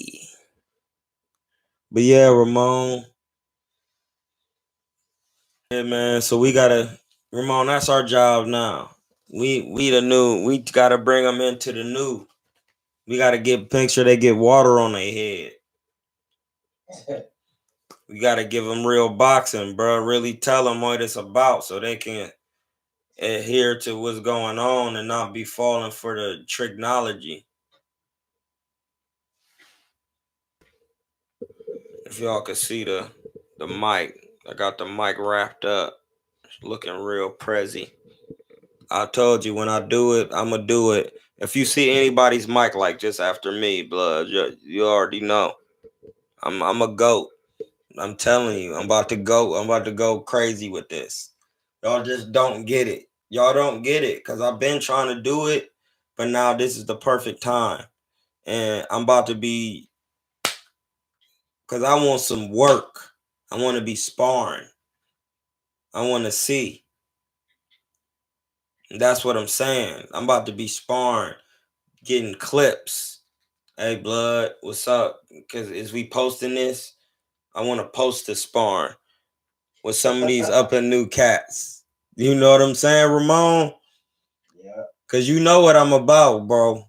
This is my guy, Ramon. He's seen me in some of my which should have been my most vulnerable moments when I'm sparring some guys. And it didn't look good for them. I'm not to be played with in there. Because if all out fails, we can go blow for blow. You know that, Ramon, hey, if all out fails, I am fully equipped and ready to go blow for blow. I'm only 150. But if we going shot for shot, you're not gonna get the best of it. You're not gonna get the best of it. That's why I'm trying to get this, teach y'all about this boxing. So y'all can know what y'all watching, and then y'all gonna know who to like for real. Y'all gonna know who to like for real, and y'all gonna understand that some fighters is trying to get their people out of their situation. But then some fighters is really out here to be the best.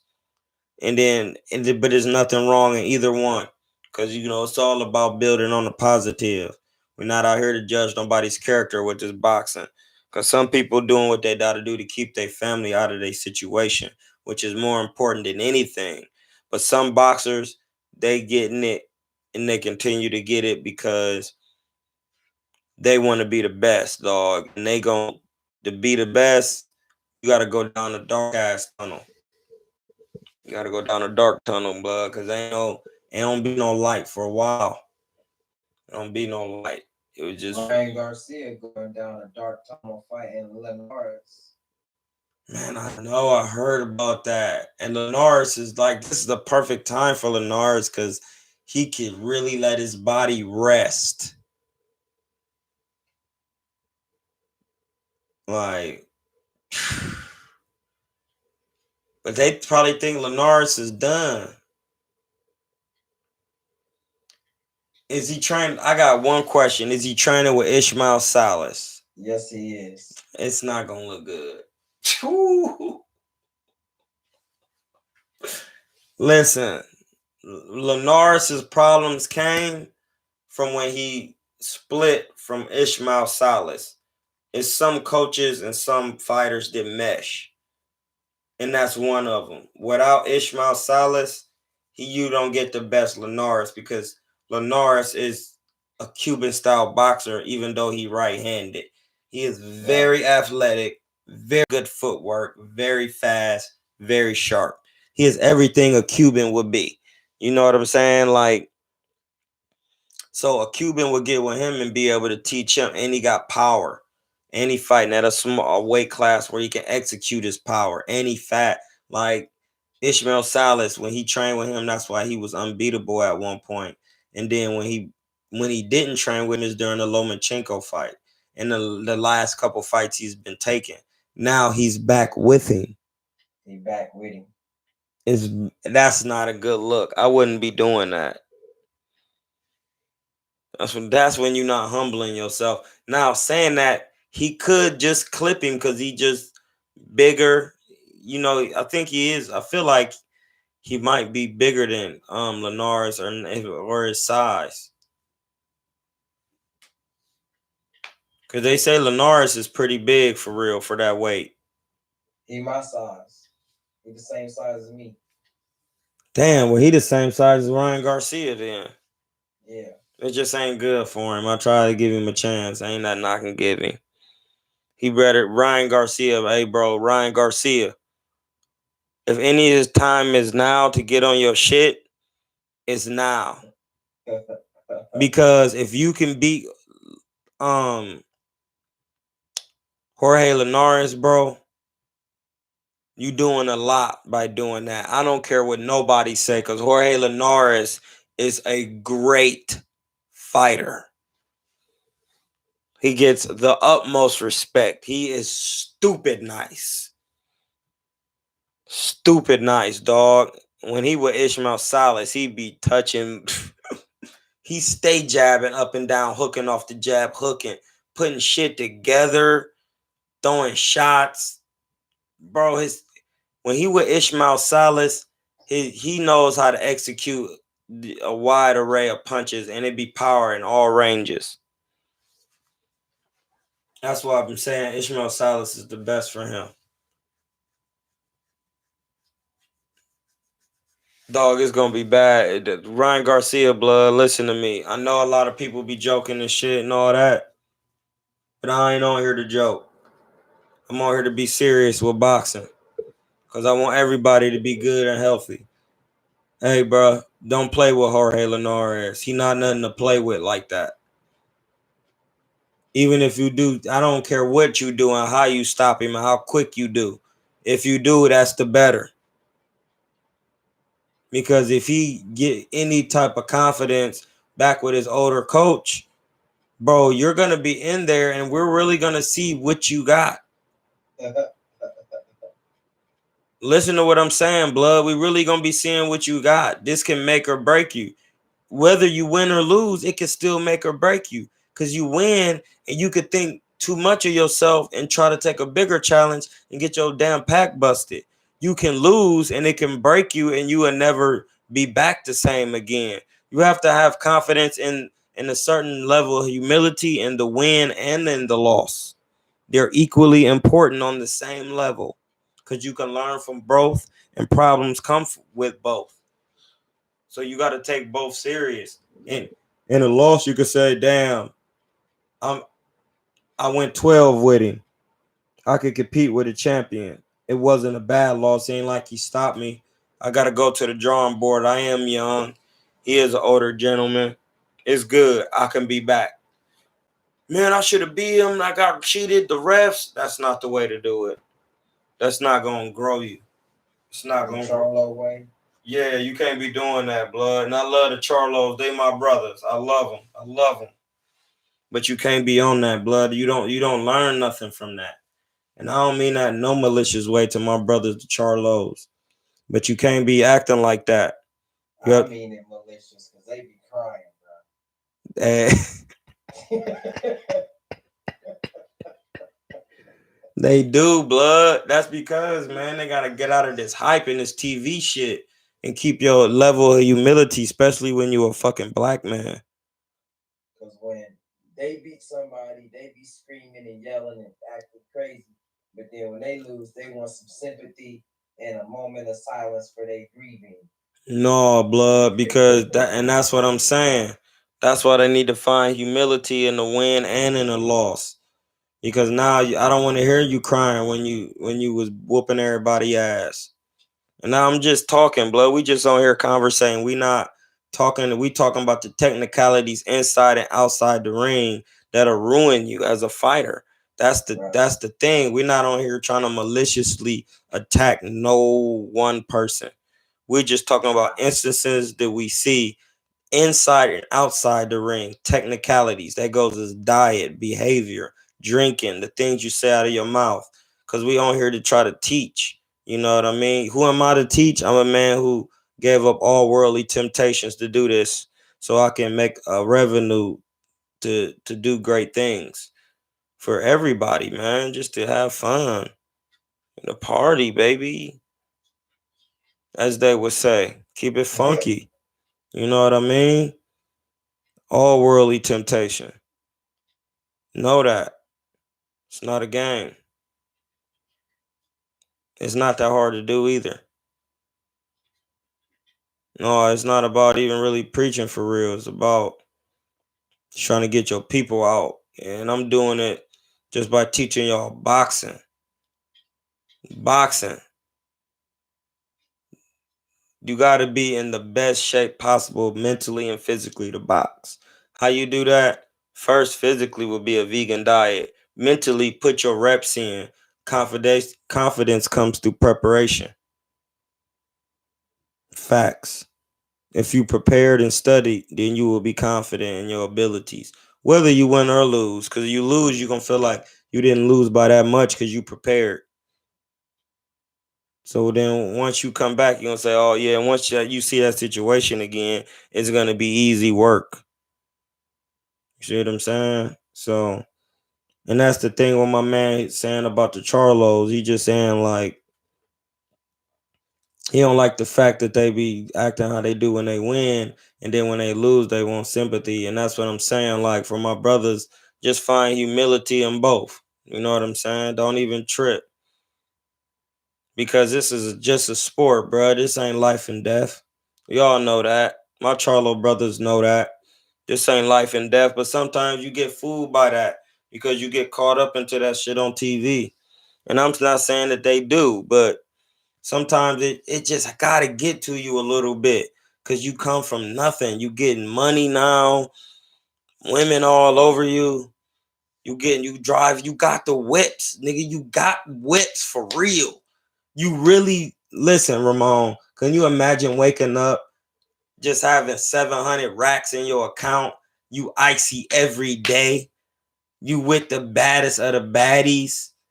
You knocking people out. That's gonna affect your mental, which we call on here your spiritual. Right. But that's the thing. If you into boxing because you love boxing and you want to be the best as a boxer first, you want to be the best.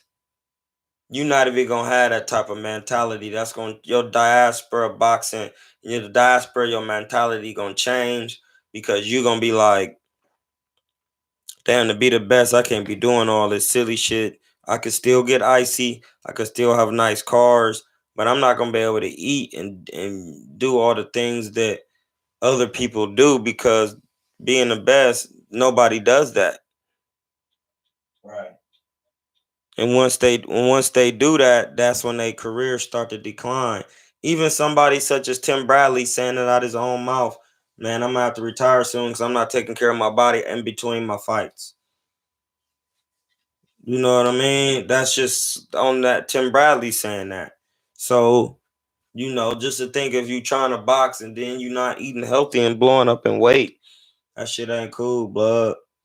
That shit ain't cool. And that's when you have to be humility. You have to have a certain level of humility because there's certain people like me who boxed that would have loved to been on that level and I didn't get to make it.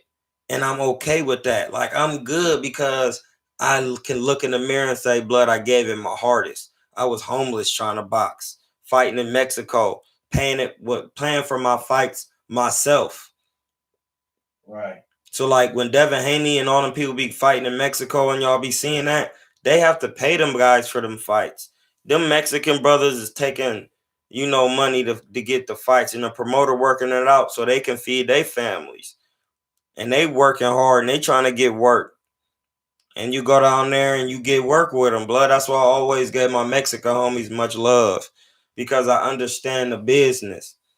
Like I gotta pay to get a fight. Think about that. Like out of all my professional fights, I never made one dime. One dime, dog. 8 fights, 5 knockouts, undefeated. Didn't make one. I paid for every single one. Every single one I paid for. Because I loved boxing. It wasn't about getting paid. Because in my mind, I said, if I keep this up, I'm going to get paid. But now I understand it because my dude Tone, T1 Visual, said it. You can still get the knockout without it actually fighting. And I was like, damn, he sent me a picture of me with a camera in the back of Andre Ward doing an interview. And I had a camera and he showed it was me, Ego, and some other people in Tone, I think. And he was like, man, you could still get the knockout. No, Ego wasn't in the picture. He was like, you could still get the knockout without actually fighting. And I was just like, damn, that's hard. That's hard. That's hard. And I caught him. And I'm like, damn, that's good. And that's what I'm doing. I'm about to knock y'all brains out. And then when y'all wake up in that stool, y'all gonna be different. I'm trying to tell you. You gonna be different. You're gonna be like, oh no. Y'all don't be talking about boxing how my man Cuerno de Chivo or Kilatainment. Whatever you wanna call me. I go by many names throughout these lives. Muhammad.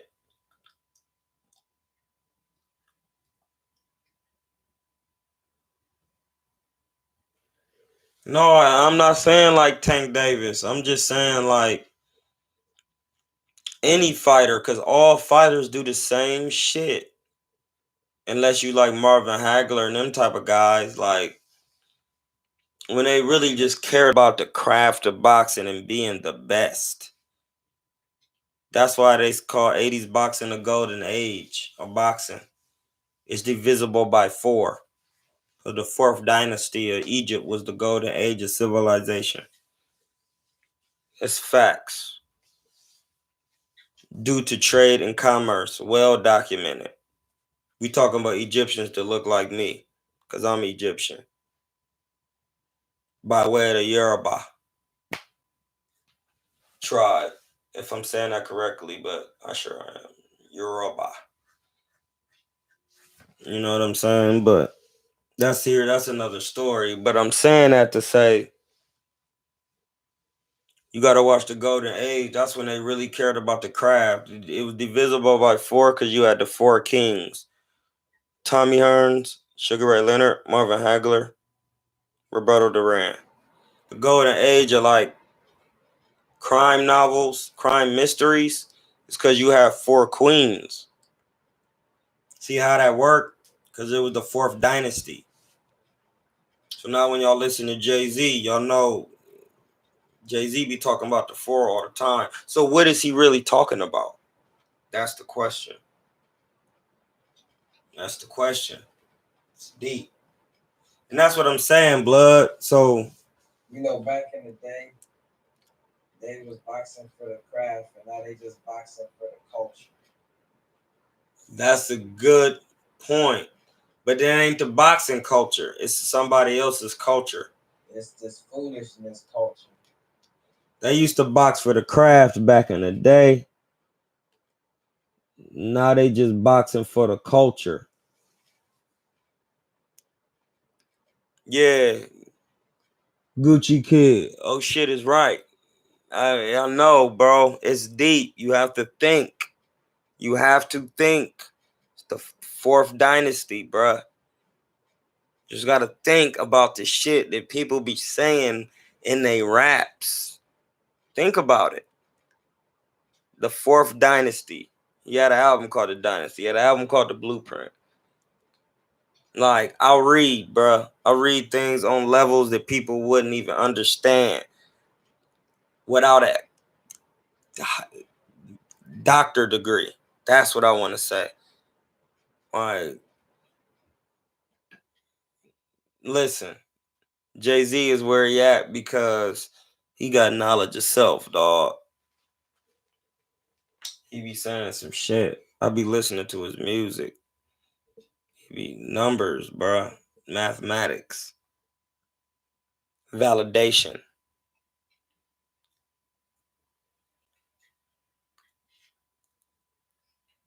I know I got 2 Travis Scotts in the back. See, this is the thing. What happened was I got this one, and it was every time I play my song, my favorite song is Can't Stay. It would be scratching. I'm like, what the fuck? It would be scratching on my record player. So I ordered another one. And I was like, I'm going to still just keep this one because Travis is him. He another one, man. You got to listen to his music. He be talking that shit. Ramon's still up in here. Ramon, what time is it, blood? It's 11:15. My phone finna die, blood. You out, blood. We got to get off, blood. I'm going to get in trouble. All right. All right, blood. 1 at MatthewsJuniorBoxing.com. I ain't even know .com. I fooled y'all. It's at Matthews Junior Boxing, dog. On IG, man. Follow my man. You know, get at me on. You can get me on IG too at Cuerno de Chivo or at Kilatainment. Taking donations, all of that. It's all good. At Cuerno de Chivo is my cash app. You can donate it right on here. what I'm gonna be doing with my proceeds from my donations. I have a family in Pakistan also. I know y'all like what? I also have a family in Pakistan because my wife is from Pakistan. And Pakistan is known as a third world and they have third world problems. And people are not eating, they're not getting food, and I have to take care of my people. So if you want to help me, you actually will be helping my Pakistani people because that's my family. So that's where all my money gonna be going to, blood, because everybody need help right now. We trying to keep this. It's all about integration. It's all about integrating, man. Keeping yourself integrated in the solar system. Being good, man. Doing what's right. You know what I mean? I used to bust packs. I done did everything. Carry pistols. Everything. I've done it all. That's why I can talk about it. Because when you from Ohio, if you never done it, you don't talk about it. That's not something you do when you from Akron. Because niggas will talk about you. And some of the niggas I know don't even know. They don't even know that some of the stuff I did. They're like, damn, bro, you really was. Yeah, there's times I've done some things, bro. Shit get deep. You got to do it. You know what I'm saying? But I'm saying is, I've been there. I've done it. I'm on to new things. I'm on to new things, bud. And a real G, a real gangster, or what they call it, he be doing shit. His business don't need to be in the streets, bud. That's what y'all know, confused about. Real gangsters, blood. You never even knew what they was doing until they got caught doing it because they was really trying to take care of the community.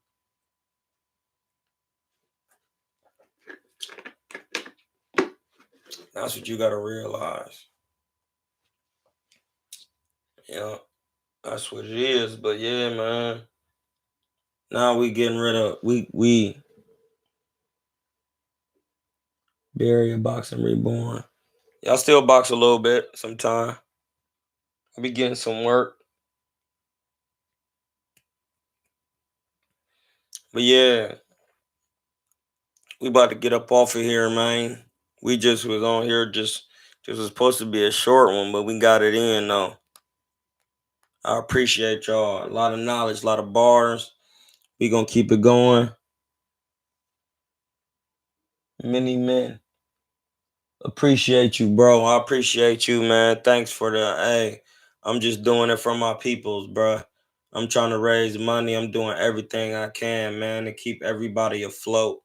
Whether it's keeping people entertained with knowledge or taking the donations that I get and giving it to people who less and less fortunate. Because something that you don't realize is, even though I lived a hard life in America, somebody lived a harder life than me because the cards that I was dealt. When I think about how they had to live and the construct that they had to live in, and some people don't have food, they don't have shoes, they didn't have beds to sleep in. I feel like I was winning every day because my mom was with my mom. I feel like I won every day, blood. And that's the shit that you gotta be worried about and thinking about. You know what I'm saying? It's somebody somewhere while you thinking this shit is a game and a joke. There's somebody out here don't have nothing, bruh. Nothing. They sleeping on a cardboard somewhere. And you running around here acting like shit sweet every day. That shit don't make you feel stupid, dog. Come on, bro. Get your shit together, whoever. And I'm just talking about whoever, not any one particular person. You know what I'm saying? Even myself. I'm putting myself in that category. You know what I mean? So now I know my ideas, and I'm just trying to get money to people who less fortunate, who really be losing. You know what I mean? Who really take somebody in Pakistan could be taking care of hundreds of people with a business and anything. In the moment that they can't feed those people, everybody is out. Everybody do need to chill right now, but this is a way I could still feed some people through donations. That's all, blood. Just trying to keep shit cool. And I'm a real one, bruh. I'm not no softy. Y'all know what this is. But at some point, You just gotta be realistic, bro. You got to. You got to. We won yourself, dog. We out. That's the end. Hey, blood, remember what I said. Diet and discipline is gonna get you into boxing the best. If you really trying to box, it's about diet and discipline. Keeping your head on right.